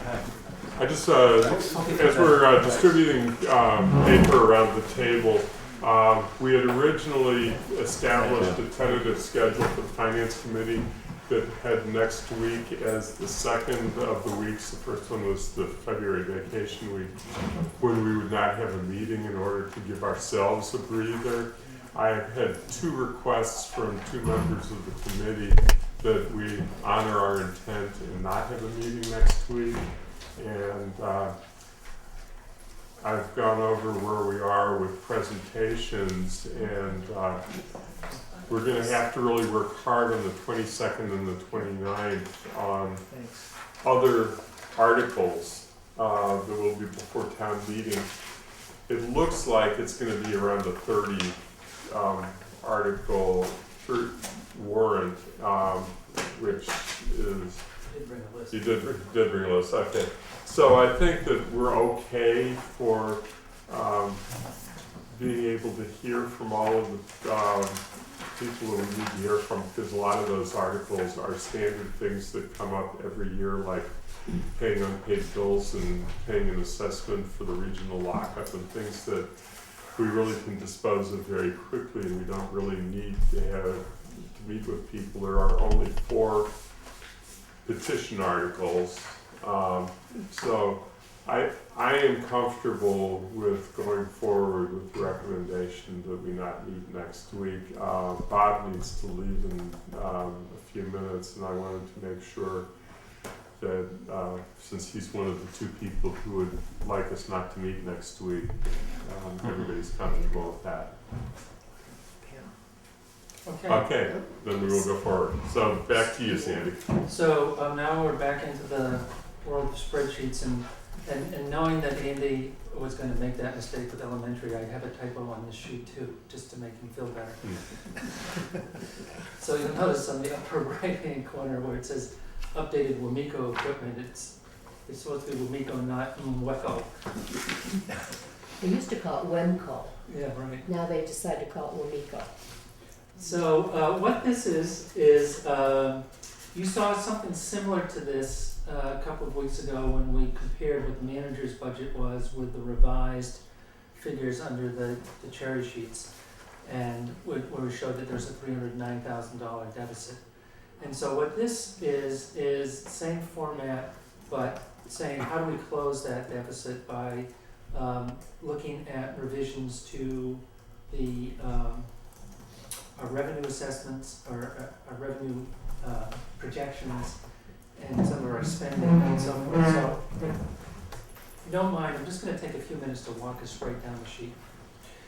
So if you see the column in the middle that's blue, those are the manager's budget. That's the same numbers that are in this budget here.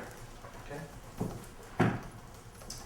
Then under FY13 revised, this is where I've gone through to update our revenue forecast. And the first number where there's a change is in estimated new growth, where we have a new number of $425,000 for the new growth figure. That's $75,000 more than was the number that was in the manager's budget in January 13th. And it is based on assessor receiving information from Wamiko confirming the amount of new equipment that they bought that was in place as of January 1st, which we get to tax as personal property at the same rate we tax real estate. Last time I talked to you, I told you that was a possibility, but now we know it's real, and the assessor is confirming it. Yes? Which one? I'm sorry, I just missed it. So you were just talking about the 425 number? Yeah, it's the third line down under the column titled FY13 revised. Yeah, that's what you're talking about right now. Okay. So that's it for taxes. It means that we would have total tax increases of property tax revenue of 3.5%. And then the next area is all of our local receipts. And you'll see there are some ups and some downs in this area.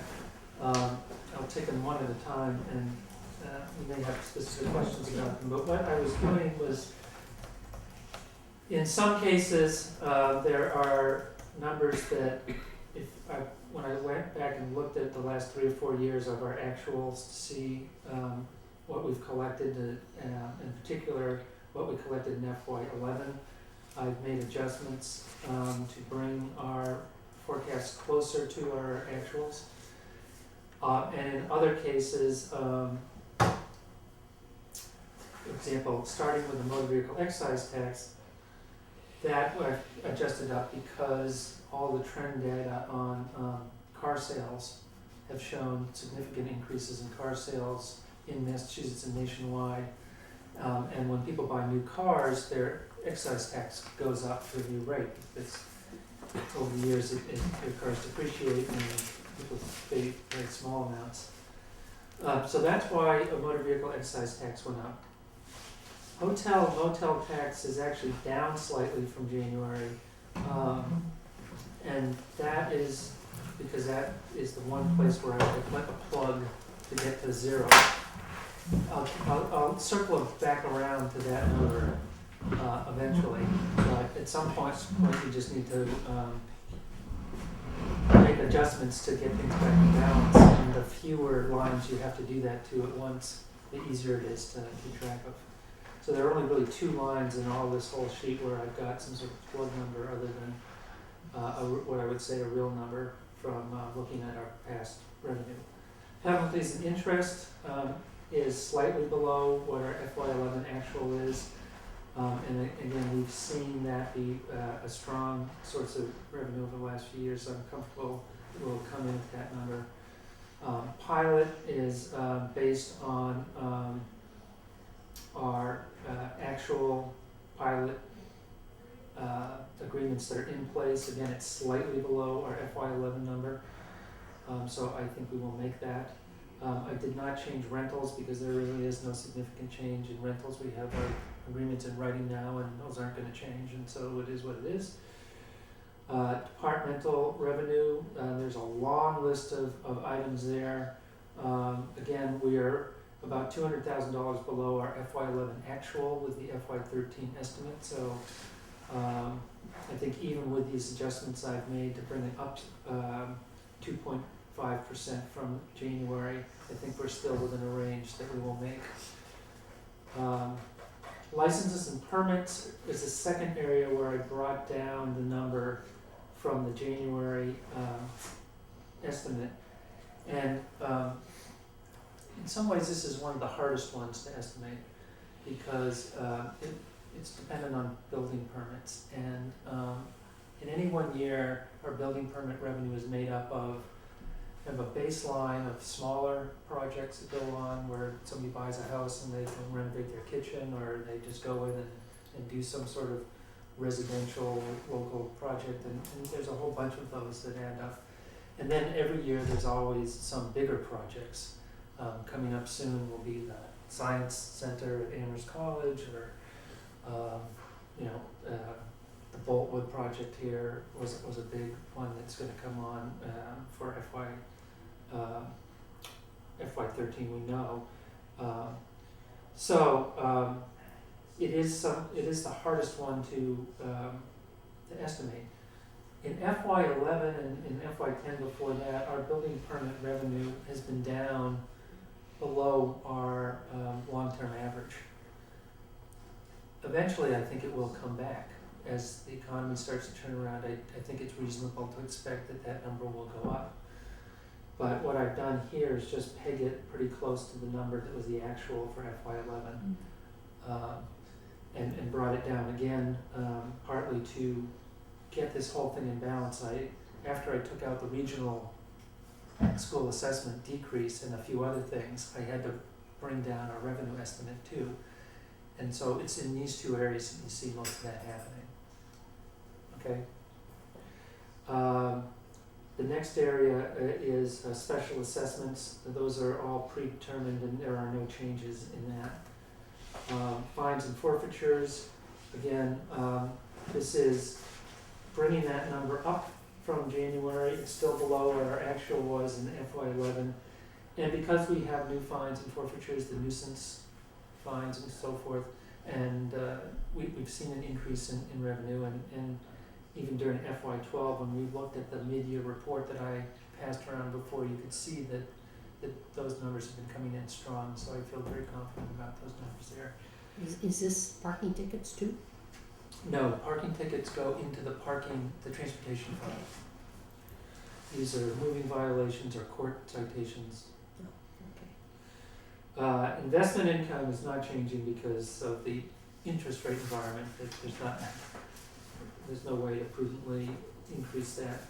And miscellaneous is made up mostly of the numbers that are on the cherry sheet for various charges we get for school choice, charter, net charter reimbursement, and retired teachers' health assessment.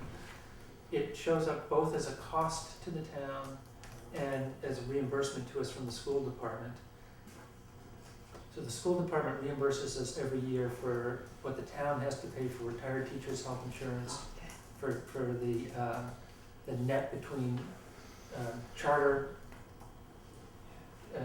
school assessments that we have to pay and charter school income that we take in. There's a net amount of that, and the town has to pay that, but the school department reimburses us for those This figures. is elementary though, Yes, not region. that's right. So that increase of 29,000 just comes because there were higher cherry sheet charges, which means the school department has to reimburse us more than I'd estimated in. I'm sorry, 29,000? Where are you seeing the number? That's Right here. right over there. This 29,000 is the difference between what I would estimate if I did these numbers today and what I had estimated for those numbers back in January. So it's the second to the last column on the right. It says under the title "Change from Manager's Budget." Oh. I'm sorry. Here. Okay. Okay. All right, got it. Thank you. The next is state aid, and this comes straight off of cherry sheets. So these are the revised cherry sheet numbers, which goes directly to Janice's question. So when you net out all of the different changes to the cherry sheet revenue, we are getting $140,000 less in cherry sheet revenue now than we thought we were when we came out with the budget in January. A lot of the two areas that went down in a big way were the Chapter 70 and the unrestricted general government aid. Those did not go up the 2% that we'd hoped. We got more charter school tuition reimbursement, but we got hit with more charter school assessments on the second page. So one sort of wipes out the other. So in net, we have $140,000 less in state aid. And then the only other change on the revenue side is we just have some updated figures that Maria Rocca gave me on what we should be billing, what we're expecting from the ambulance fund for billing. She every year about this time calculates the bill that we send to UMass and a few other towns, and she gave me an updated figure on that. So I changed that. So it means that overall we have about $70,000 more in revenue than I thought we did in January.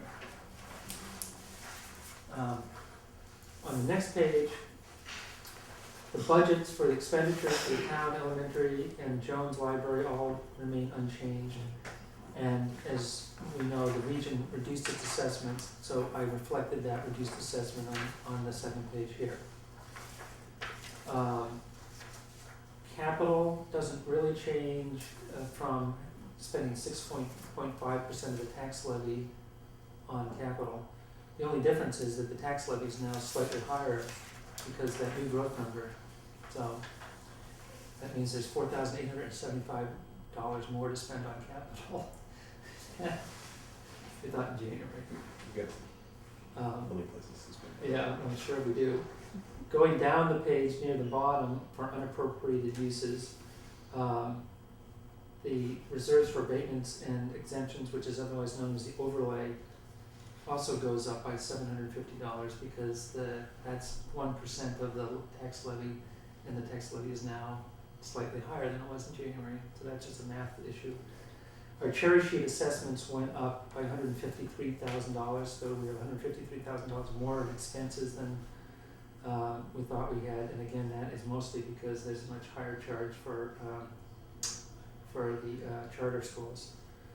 And the cherry sheet offsets, there's some small charges on the cherry sheets were down slightly.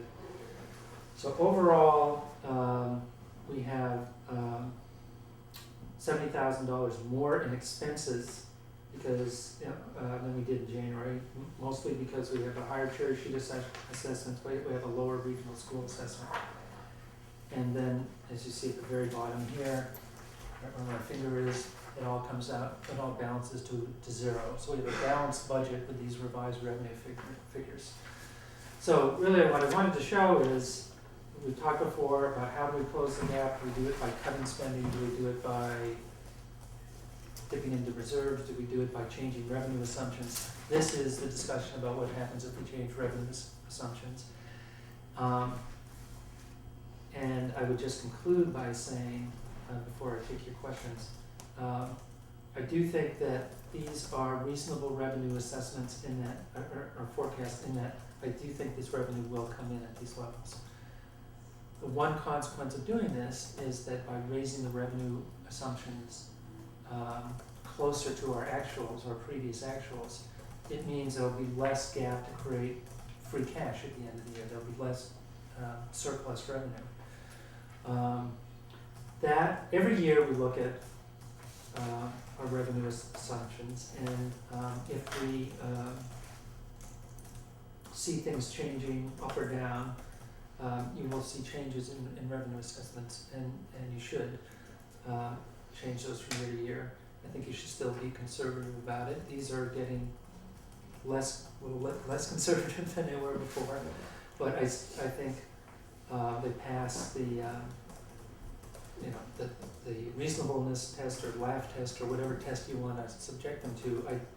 I haven't put any number on here that I don't think we will in fact bring in as revenue. So with that, I'd be happy to answer any questions. I love the way you do magic with the numbers, Andy. And the one thing that is obvious from this is that despite what I said before, if the town manager came in with any additional priorities, you've really already accounted for the regional school reduction in assessment within this to make the budget balanced, so there isn't the additional capacity. Yeah, and the one thing I would say is to bring you back to the first page where those two accounts where I lowered the estimates for local receipts, the hotel motel and the licenses and permits. I took all of the excess that we had out of those two lines. I think we could still, I don't know what number the manager might come in for any of these add backs. So instead of speculating about that, I want to present a balanced budget, get it to zero. If he does come back with a different number and some requests and the committee wants to support it, I would then go back and tweak some of these other numbers to the extent that I thought that we reasonably and responsibly could tweak those to try to address whatever those adds are. And so that's where it would come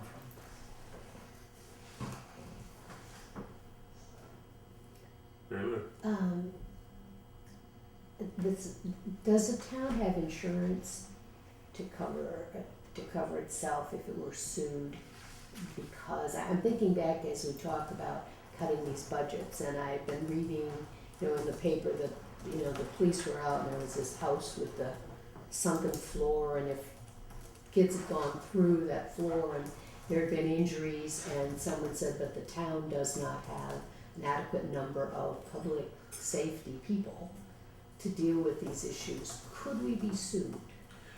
You could be sued, but you couldn't win a suit like that. You generally cannot sue a municipality for not providing adequate services. You can sue a municipality if a police officer violates your civil rights, Right, I or understood that. damages if a snowplow takes out your fence. Yeah. Yeah, right? Whatever. So, yes, we can be sued. We do have insurance for the things for which we think there are potential losses, and we do pay for that insurance out of our general services budget, which Sonia presented last time. I mean, you can always be sued for anything, it doesn't mean that somebody's gonna win or that they have a real case.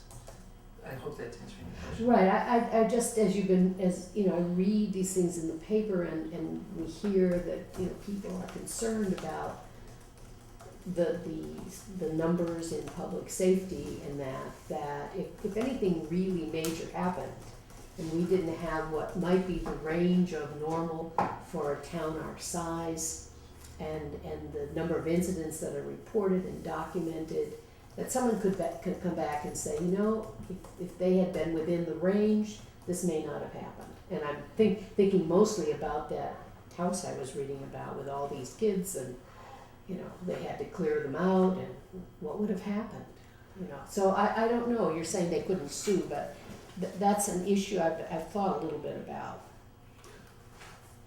Do you wanna add anything? No, Now, as a lawyer, no. no, I don't think I was a lawyer. This guy answered the question. Any other questions about the spreadsheet or what this means? So, I have a quick question.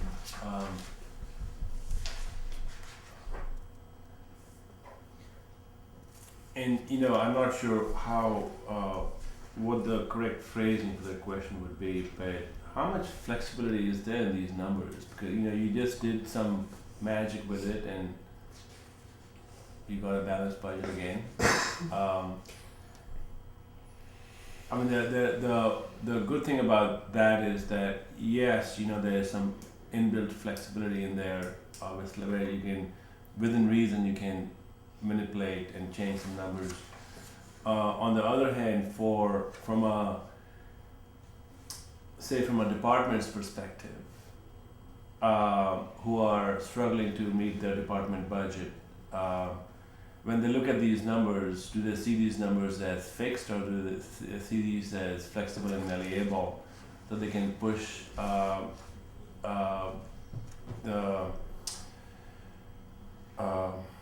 so they can request more, thinking that you would be able to accommodate those because these numbers really are not that flexible, that fixed. So I'll answer that first about expenditure budgets and then about revenue budgets. Sure. So on the expenditure side, once a department has its allocation, Yeah. that's the department's budget. Their budget can't change during the year unless we go back to town meeting and get a voted change, or we go back to the finance committee at some point at the end of the year Yeah. and say there's been a shortfall. Having said that, we do hold the departments to their budgets. Legally, there are 5 budgets really for the functional areas: general government, public safety, public works, community services, and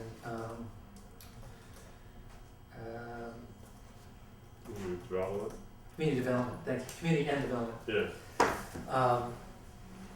It always throws me because I don't think of that department as those names, but and so there are times when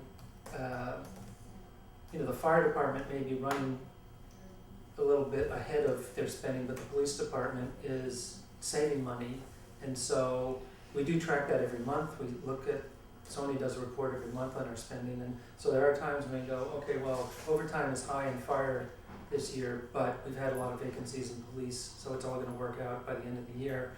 We just have to balance under the town meeting votes to that. And so we have those conversations all the time with the departments, because we wanna make sure we end the year in balance in all 5 areas. So the general rule is that each department is supposed to stay within its spending. It has some flexibility if it has some savings in one area. It can take actions, probably DPW is the best example of this, is they may make decisions that we budgeted X amount for asphalt one year, but his expenses are running high in diesel or something, a big department like that, they're doing that stuff all the time. Yeah. On the revenue side, departments know what it is that they bring in, and as a general matter, I guess the expectation is they're supposed to, if they're an operational department like, let's say, police or fire, and we get revenue from those departments, our instructions to them are, do your job to protect public safety and the revenue will follow. So write as many tickets as you think you need to write to make sure that people aren't speeding and having accidents in the streets. We know generally how much that's gonna be, but whereas something like the treasurer's office, which is collecting taxes and water bills and so forth, we do look at all the time at our collection rates and what we're doing in terms of sending notices to people and try to keep those as efficient as possible. So I think departments, it sort of depends on what the mission of the department is and how much we emphasize them as a revenue generating department and how much we think of them more as an operational department that happens to bring in revenue. So you sort of expense side and the revenue side you sort of deal with separately. So the expense side, they have to stay within what the budget is. Yes. That's okay. Thank you. Yeah, I mean, if there's anything that has me anxious, it is what Sandy referred to earlier in his remarks, and that is that our practice has been over time to be unduly cautious in our projections, knowing that the revenue is probably going to exceed what we estimate, and the expenses will provide some give backs. And this is playing a little bit on the revenue side in a way that calls it closer, so that we haven't budgeted money into free cash, but we've been letting our free cash recover from a low point and have done a fairly good job of getting our reserves at least back somewhat. We're still at the lower half of our target range.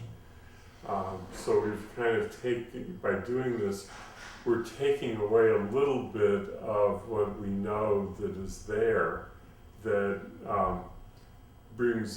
that might bring us free cash at the close of the year for which we're budgeting by 13. We have also been criticized by some members of town meeting who think that we do this deliberately, and I think we sort of don't do it deliberately, but we know that it happens, and so there is those factors that we're willing to if we're willing to budget more closely, we also have to be willing to say that we may not be in a position to add much to free cash at the close of the year. Yeah, there won't be as much revenue turnback. I think we'll still have expenditure turnbacks, which usually make up about, it's about 50-50. It has been how much free cash comes from expenditures versus revenue. And again, I would just say that over the years, if you go back and look at any of these categories, you'll see that these revenue estimates have changed according to what past revenue has been. Sometimes it's closer, sometimes it's wider.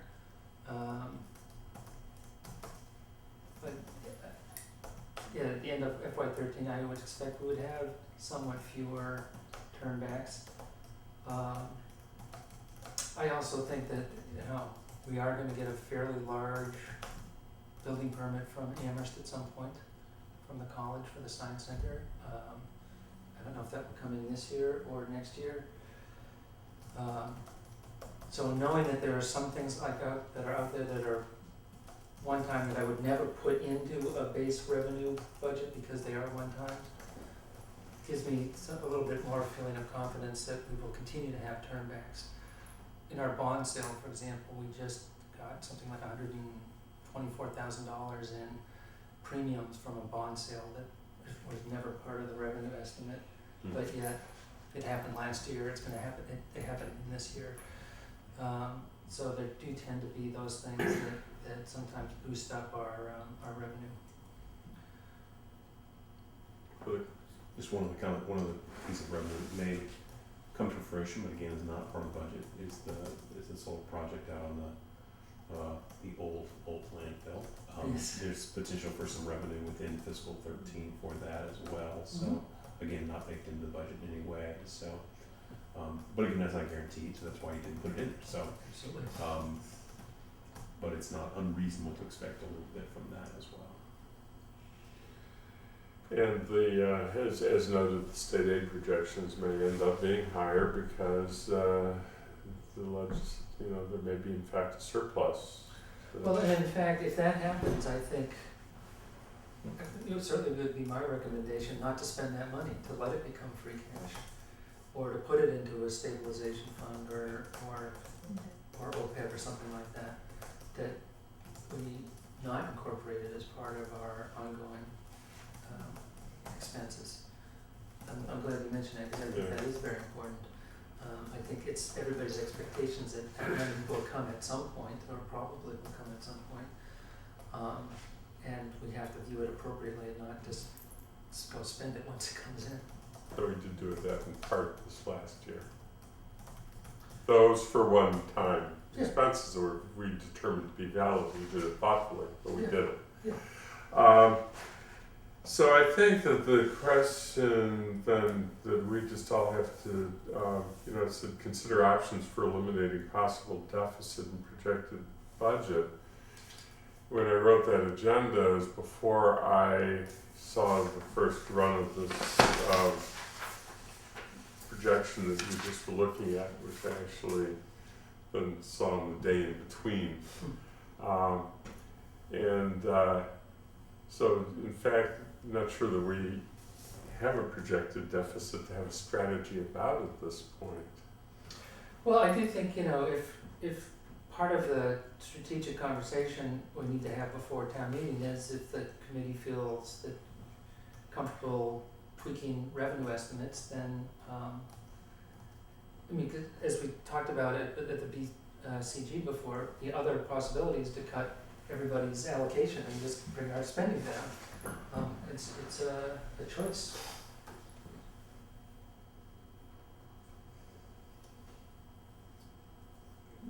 Given what we just told the schools. I understand the thing about that. So I think I don't know if anybody wants to go any further into the FY 2013 budget discussion. I'm not sure that there's much more to say. If not, then I think we can go to the next agenda item and talk about the town meeting warrant articles. And So this is a draft list, and I want to emphasize that it's a draft. Some of the items on here, of course, are going to be on there. There are others, for example, we put 4 zoning articles here, but the planning board has not yet voted that these are in fact going to be their articles, so I want to emphasize that this is a guess and not based on their having taken position on those.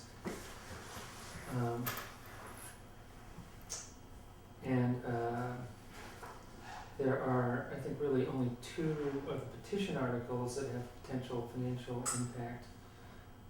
One is number 2, which is trying to appropriate $66,000 to the human services budget for human services, and is number 4 about putting restrictions on where the town can put its money. It says we can only put our money in Massachusetts banks, not in non-Massachusetts banks. What that exactly means, we're still trying to figure out. It also calls on the legislature to create a Bank of Massachusetts. I think an idea like this was last around when Andrew Jackson was president, but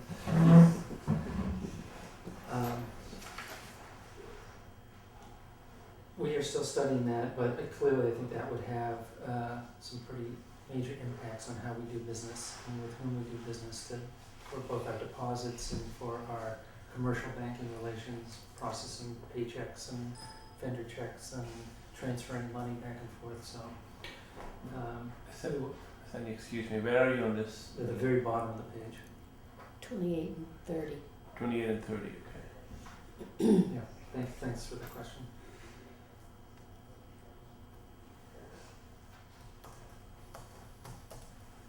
So I think as you go through this list from the top, 1 through 4 are pretty standard items that are on every year. And, you know, so we won't be getting presentations from anybody outside of, you know, Sandy and I will talk about those, and I think that between our committee's knowledge of what we've done in the past, and that they will be very quick. The budget is, of course, what we've all been talking about, and so that speaks for itself. The retirement assessment and regional lockup are budget items, but they're allocations that are fairly straightforward amounts. They're assessments that we know there's a definite amount that we have to pay. The regional assessment formula is a standard item that's on every year.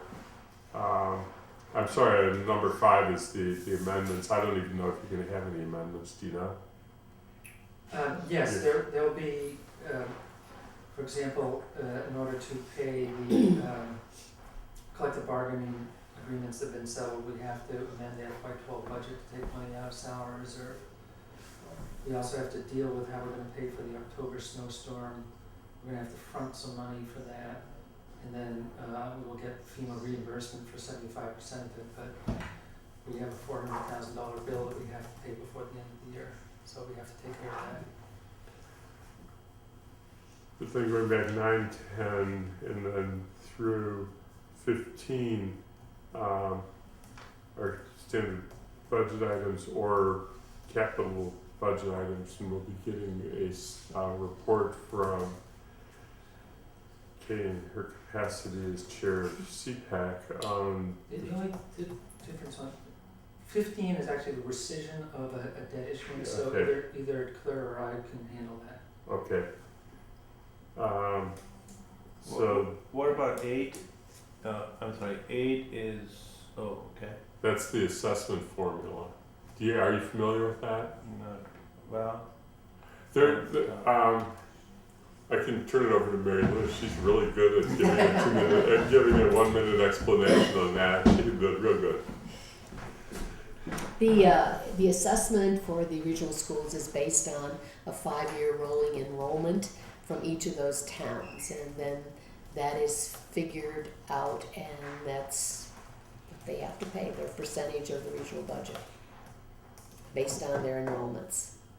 And we have to approve the formula every year, as do the other 3 towns in the region, because there's a default formula that's different from the agreed upon formula, and if we don't have all 4 towns vote every year to approve the agreed upon negotiated formula, then we go to the default formula, which would wreak havoc upon the region. But that's a standard item that we do every year. And the havoc is basically that there's no way to predict how much your assessment is going to go up the next year, because it's based on a very short term. So this year your assessment could be 4%, and next year 1%, and then jump back up to 5%. So this makes it more stable By rolling it. by rolling a 5-year Yeah, rolling. this was done by negotiation to create certainty and predictability. So back to the committee schedule on the 29th, we're expecting that the JCPC will be able to give a report. The Community Preservation Act, which is Article 16, we'll be getting a report from the chair of CPAC on the 29th, and that's not confirmed. So the rest of these, I mean, it's free cash to stabilization are ours to, that's just what we anticipate if we're gonna make a recommendation to make any transfers to or from either of those funds. And so they're placed on the agenda for the finance committee, but that's something that we come to in the end of the process after we've otherwise created a budget. So then we get back to the question of where we need presentations from people who are outside of the committee. And I think we're basically into we may need to know more about 17 and then 20 to 30. And those are things that we'll have to be trying to schedule on the 22nd and 29th because we want to get those done so that on the 6th we're back to the budget.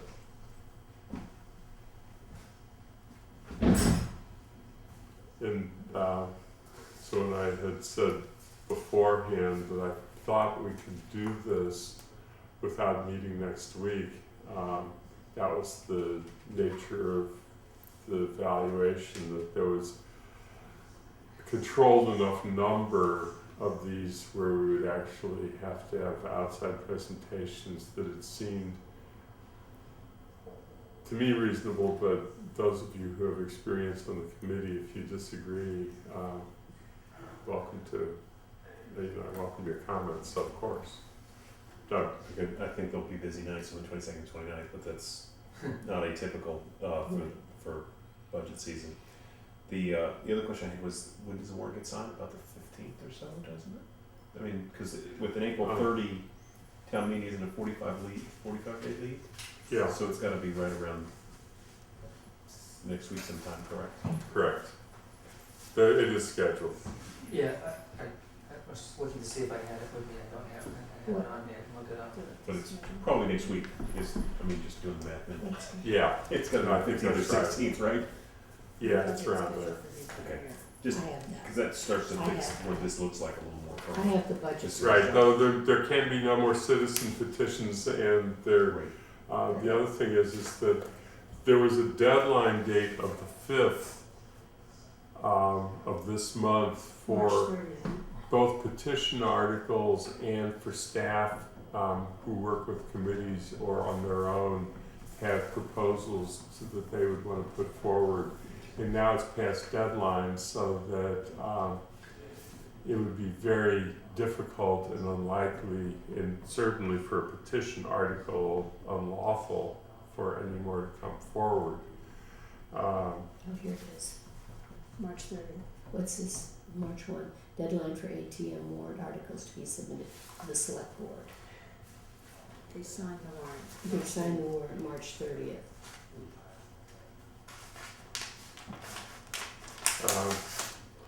So I think that we can go ahead and do the scheduling. I agree with you that they're going to be busy nights, but it's really a question of whether we'd rather have the week off or whether we want to meet with possibly two members absent and hear some of these and spread it out over 3 meetings.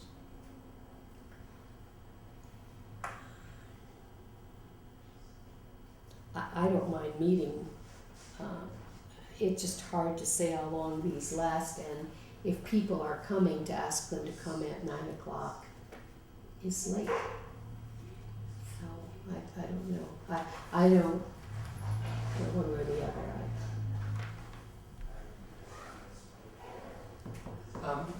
Frankly, my preference is not to meet on Wednesday. I think some of these, on Thursday, some of these are, the committee's seen them over and over again.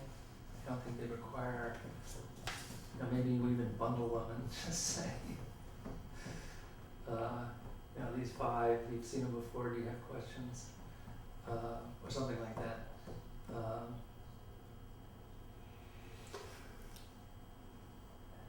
Zoning, have you had further conversations with Jonathan about zoning? I do not have an answer from Jonathan. Yeah, I mean, I was going to contact the other Jonathan, who's chair of the, Jonathan O'Keefe, who's chair of that subcommittee about, of the planning board. But usually we get into the problem that we can't really get to zoning early anyway, and it's possible we may not get to the zoning by the 29th. I think we really need to get the petition articles and to clock off the rest of these articles on the 22nd, because we're not going to be able to get either CPAC or JCPC on an earlier date. Okay. I agree, and I think we should be prepared, if necessary, to go with our report to town meeting saying that we're delaying the zoning recommendations to town meeting as we have in the past. I was uncomfortable last year taking a vote on a major, was it last fall?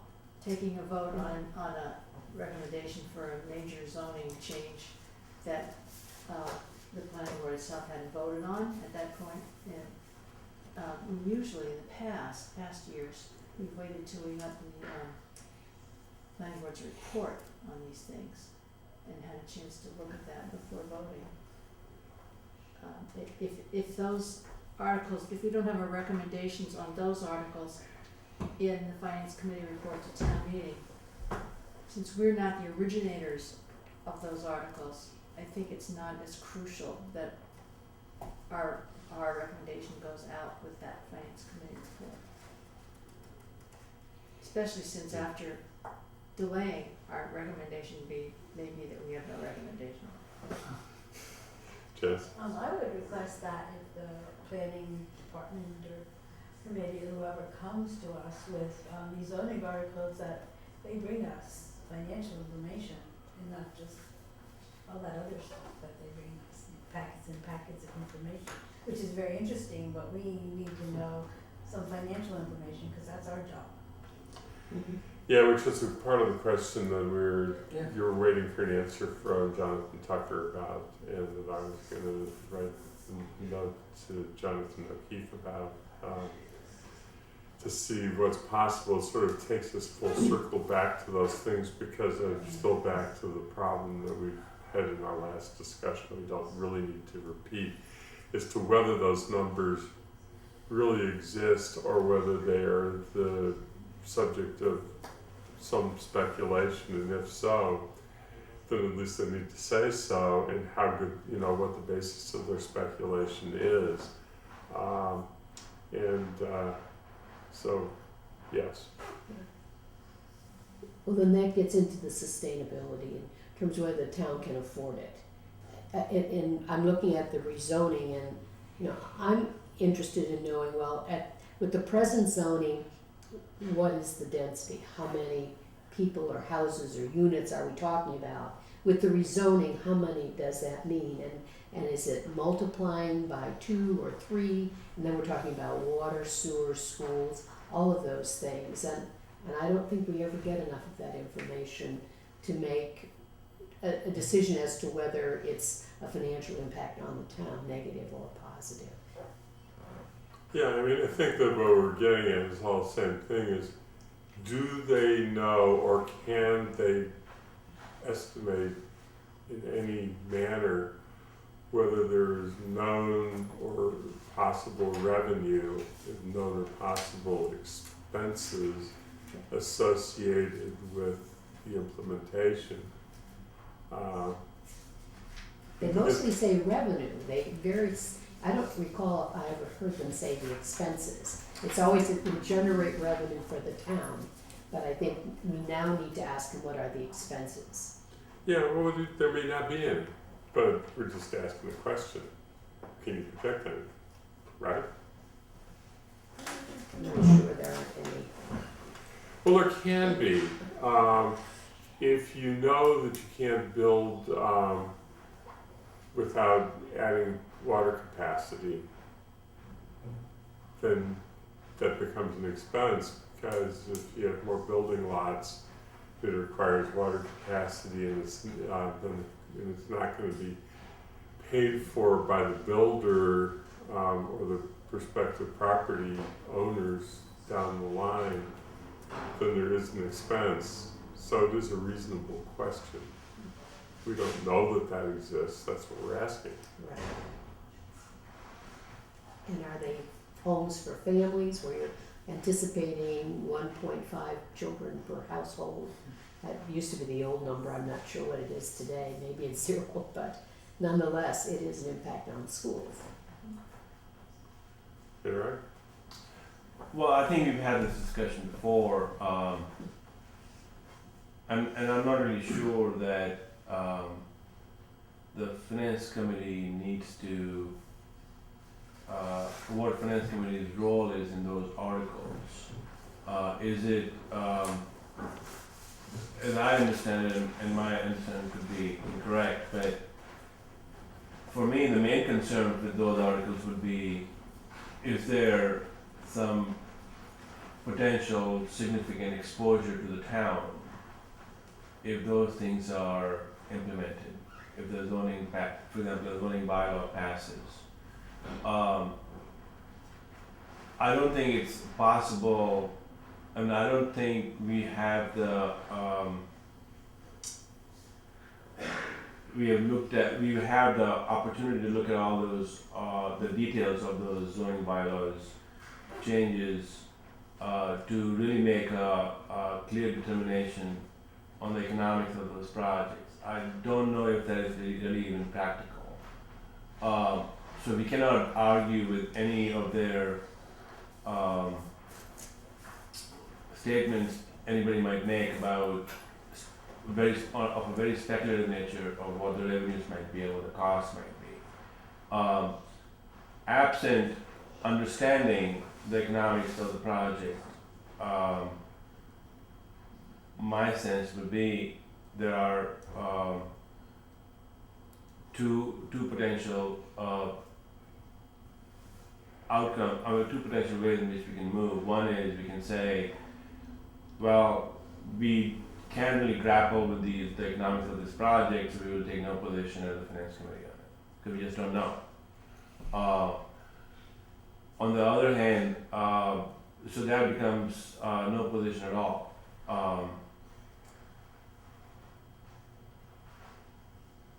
It's possible that might be viewed as we abdicating our responsibility of not protecting the interests of the town. What happens if there's a zoning bylaw change and the whole thing blows up and ends up costing the town $50 million in 5 years? And that has happened. Other places like Harrisburg, Pennsylvania, and you've talked about, you read in the news where somehow the towns made those financial decisions and they've come back to bite them. And what happened to the finance committee of those towns? Why were they not watching over those things? So the questions perhaps we got to ask then is, what is really is there really significant danger to the town? Because when the zoning bylaws articles and issues come up, we're always thinking about all the positive and good that can happen to the town. The other question to ask is, what can really go wrong? I mean, can it really whole thing blow up and it costs us a lot? We have no idea what the numbers are. So I don't know. I mean, I have these thoughts about whether, first of all, should we just not take any position at all? And because of not having handle on the economics of the projects. But if we don't take any position, then are we abdicating a responsibility to try to protect the town from possible negative adverse consequences? Okay. I think that those are really good points. But I also think there's a third way we could go by taking no position. We just take no position, do a fairly lengthy write-up explaining where we think there might be some good things happening and where we think there might be some expenses, some risks. Zoning laws, I recall somebody saying to us several times, allow things to happen, but they don't make them happen. So we don't know under a given law change what will happen. Right. So I think that's the way I would sort of lean for some of these zoning laws now, as I did before, take no position. Rather than to have a split vote where it looks like we're not sure that it's a good idea. Some of us don't like the idea. You're supposed to advise the town on financial matters. And while things may have financial implications, they may not be a direct financial matter. So I think maybe we could think about some of the zoning changes that way. And it's not really a hard and fast line there, but that's another way to think of it. It's a tough issue. We go around in circles about this and that, and I think that in the end, what we need to do is get the best possible information we can in presentations from the planning board and planning staff, and then have the discussion when we actually have real life something before us. I think that right now we're getting out into fairly hypothetical territory where we could go around in circles for a meeting that we had several months ago and just repeat everything that's there, because I think in the end then we get back to, so statement gets paid. But if we have no new growth, then we have no new revenue, and that's bad for the town because it's going to slowly starve to death, and our schools and our police department will eventually shut down because the expenses will rise faster than our revenue will rise without getting some new growth in, and that's a financial consequence. I mean, it's just, we're going to take this whole thing around in a big circle again. I don't think it's helpful to do it tonight. I think it'd be more helpful to do it after we actually have the zoning presentations. And I think that Janice asked the right question, which is to make sure that they're coming in with the information so that we can have the best possible discussion when it's time to have it. Great. So I will, we will not meet on the 15th then, is that the agreement all the way around? And Sandy and I will try and get the petitioners in on the 22nd. We'll try and encourage the two that are not likely to have financial consequence to be very brief, the others to be brief as opposed to very brief. And we will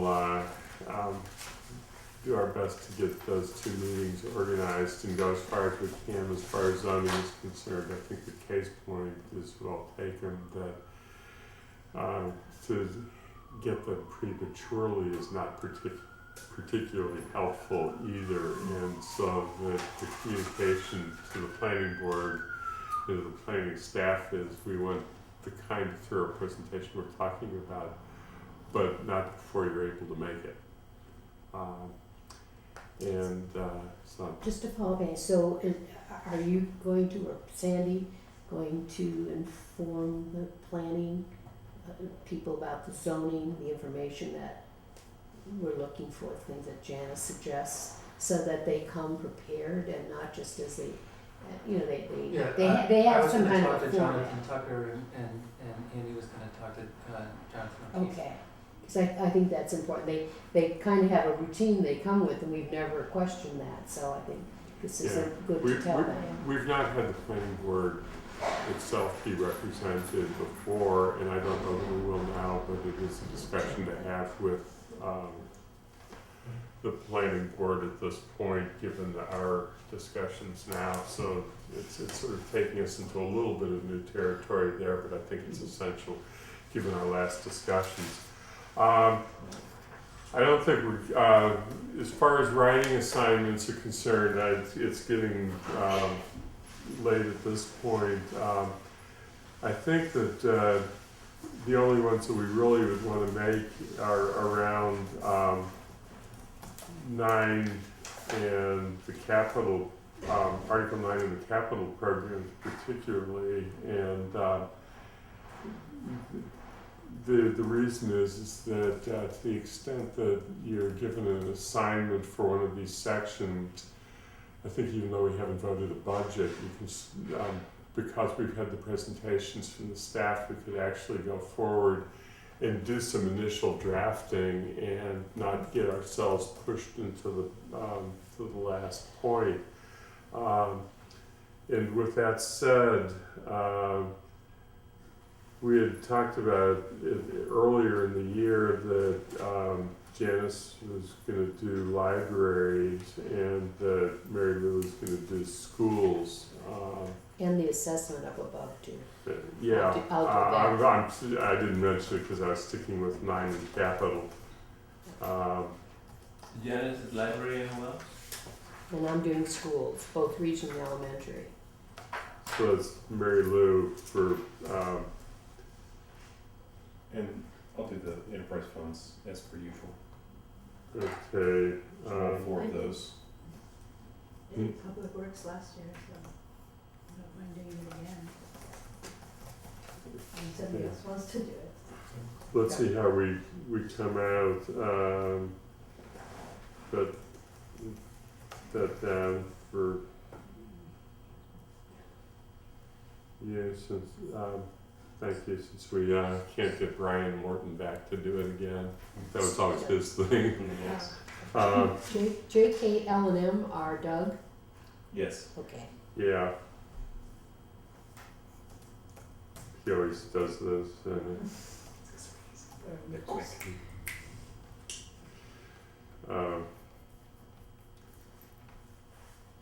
And we, in the past, we had given Bob Saul debt service, and I have done community services. What number is that? I'm sorry. E, not E. Okay. Where's general government? Well, I was going to ask about that because I didn't want you to take on too much in your public, where it was about public safety. Oh, well, somebody else could take that. I'll do it. Okay, so, but you want to do general government, so One or the no. other, but. So which one? So then we're at conservation development. And Which one is K? I'm sorry. I'll do public safety. Okay.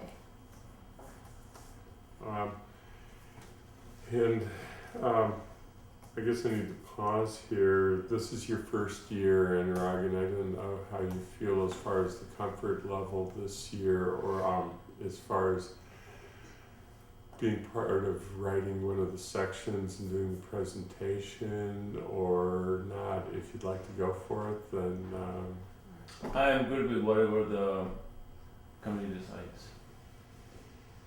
He's a Well, professor. you're a professor. Which one Is is there the any least budget that you controversial? found was, that you heard the presentation on and you feel particularly well grounded in?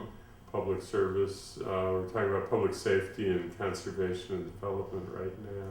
I thought Kate said she was gonna do public safety, so I think No. general government is up for grabs. No, general government was what I thought you had No, said. she said public safety. I'll do whichever. Okay, Anurag, which one do you like? Toss up.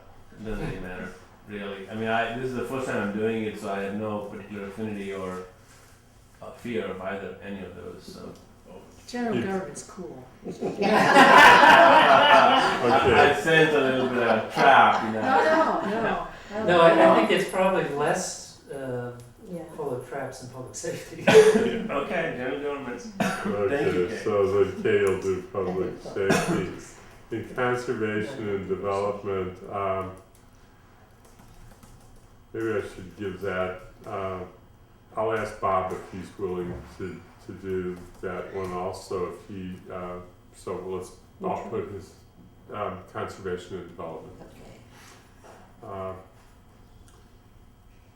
Because I end up doing a bunch of the, I usually end up doing, of course, the general introductory statement on behalf of the committee, and I usually do budget amendments. Community services. I did community services was the other one I put down, and we'll come back to the others, but Doug has done lockup. I do retirement assessments as well, because both of those are straightforward. I'm happy to do those, so I can do both 6 and 7. Okay. Okay. Who's doing public works? Did you have any? Me. No, James. okay. That's So, that's cool. and Kay, we're back to you on the capital. Are you? Yeah, I could split those probably is maybe the better way to do it, because there's, the tree planting could be a more extensive one. You want to do tree planting? I will do it, yes, if you'd like. I think that's gonna take a little more time than the Right. standard ones. Yeah. You know, chapter 9 is pretty straightforward equipment. Are you okay with that with the number of others that you took off? Yeah, I think so, because the thing is the water, sewer, solid waste, transportation assessments, those are, part of why I like them is they're kind of the same all the time, and they're pretty straightforward. And then I've got, and then to do the tree planting bond authorization will be a little more, I'll have to stretch it. Well, you can get That's Alan right. to come in and That's help right. you. Exactly. Well, yeah. He'll probably do a piece of that, I would guess. I would And, imagine that they're gonna Yeah. have something in the packet on that. right.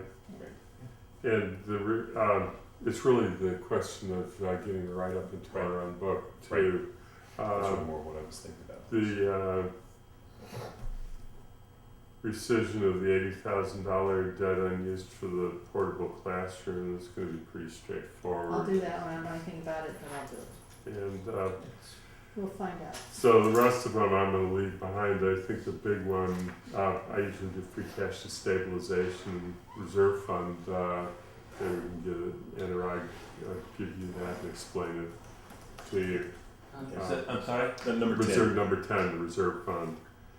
And You were doing number 10? no, I'll give it You are. to you, You are. but I'll explain it to you. It's easy as well. It's easy. I did it last year. It's easy, and it's a good one to have because it gives you another opportunity to get up before the town meeting. Okay. And it's a fairly straightforward type of thing.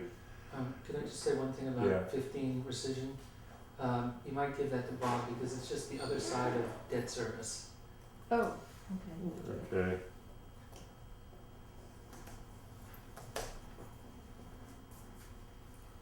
Okay. Sandy, is that going into the JCPC report? No, because it's, Related. it doesn't affect anything that we're spending. It's already, the dollars have already been, since we just sold the bonds, it's that we have capacity to sell more bonds, but we don't want those on the books, so we want time to take it off the books, but it doesn't affect any of the dollars we're spending. All right, good. And CPAC's pretty straightforward, and we can, so I won't do anything about that now because it's really, if I recall correctly, it's CPAC's motions. And so we're just stating a position, and it's usually that as long as it's consistent with the law, that CPAC's decision, and we support it. So it's not like we're separately saying anything that CPAC didn't already say, unless we've had reason to think there's something bizarre about it, in which case we'll probably have addressed it when we meet with them and with Peter. I think there was one time in my time on this board when one of the expenditures we did not recommend because we said it wasn't an appropriate use of CPAC money, and it was for if I'm remembering rightly, it was for an appraisal of a piece of property that the owner didn't want it. So, There are a couple of ones, the requests that were made that I would have been questionable about had the CPAC recommended it, but I know CPAC's decided not to recommend them, so we don't have to worry about them. So let's, I think we can hold off on the rest of it for now, but that's helpful. If you've been given an assignment, I will talk with Bob when he gets back about the ones where we put him down and then come back to either to one of you or just take on myself if it's a problem for him. But to the extent that you decide you want to go through the report thoroughly, the town manager's budget, the whatever, and start giving some thought to writing, it'd be very helpful because as editors of the report during the town meeting, we all can, Kay and I and Sandy can testify that as much lead time as you can give us on these things the better, and it will help you to give some thought to how you want to state it to go for it. What's the deadline? Oh, that's a troublemaker. Next Monday. We haven't established a deadline, but it's quite a bit away. It's not going to be before the middle of April. Oh, but that's for finishing the report. Yeah, they're due out the 19th, I think, according to mine. Yeah. A mail report on April 19th. Yeah, we're going to have to turn it around fairly quickly after the 6th. When I said middle of April, I was being a little glib. Yeah, thank you for correcting me on that. Shortly after we do the votes on the 6th, we will have to have the deadline, so there won't be a whole lot of time, which is why it's helpful to start thinking about the narrative. And I think that on some of these that we have a pretty good idea of what the amount is going to be, and so there's no reason not to go forward and at least do some drafting. We have in the past sometimes, if we're pretty sure that the budget's gonna be what it is, written it up ahead of time and sent it to Andy and me before we take the final votes. And then, it gets revised if we do something in the final votes, but that gives us a head start on getting things looked at, and if it needs to go back to you for more revision or something, then we're already started. But if we get all of it's happened that we take the votes on a Thursday night and people start sending them on Friday, and we have to get them all edited and ready to go by the Monday or Tuesday after that, and that's too tight a schedule to do a really good editing job, so ahead of time.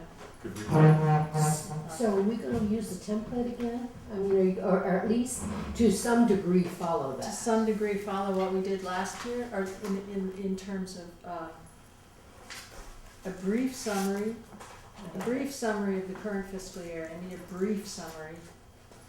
Have it. Yeah, okay. We So can you send might the want to send it template. to Anaroo, and, Yeah. We can send the template back out again to everybody.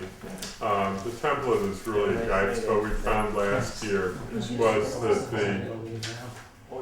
the template didn't really work to the extent that there was still substantial variations between amongst the write-ups and how they were handled, but it did give a content. right.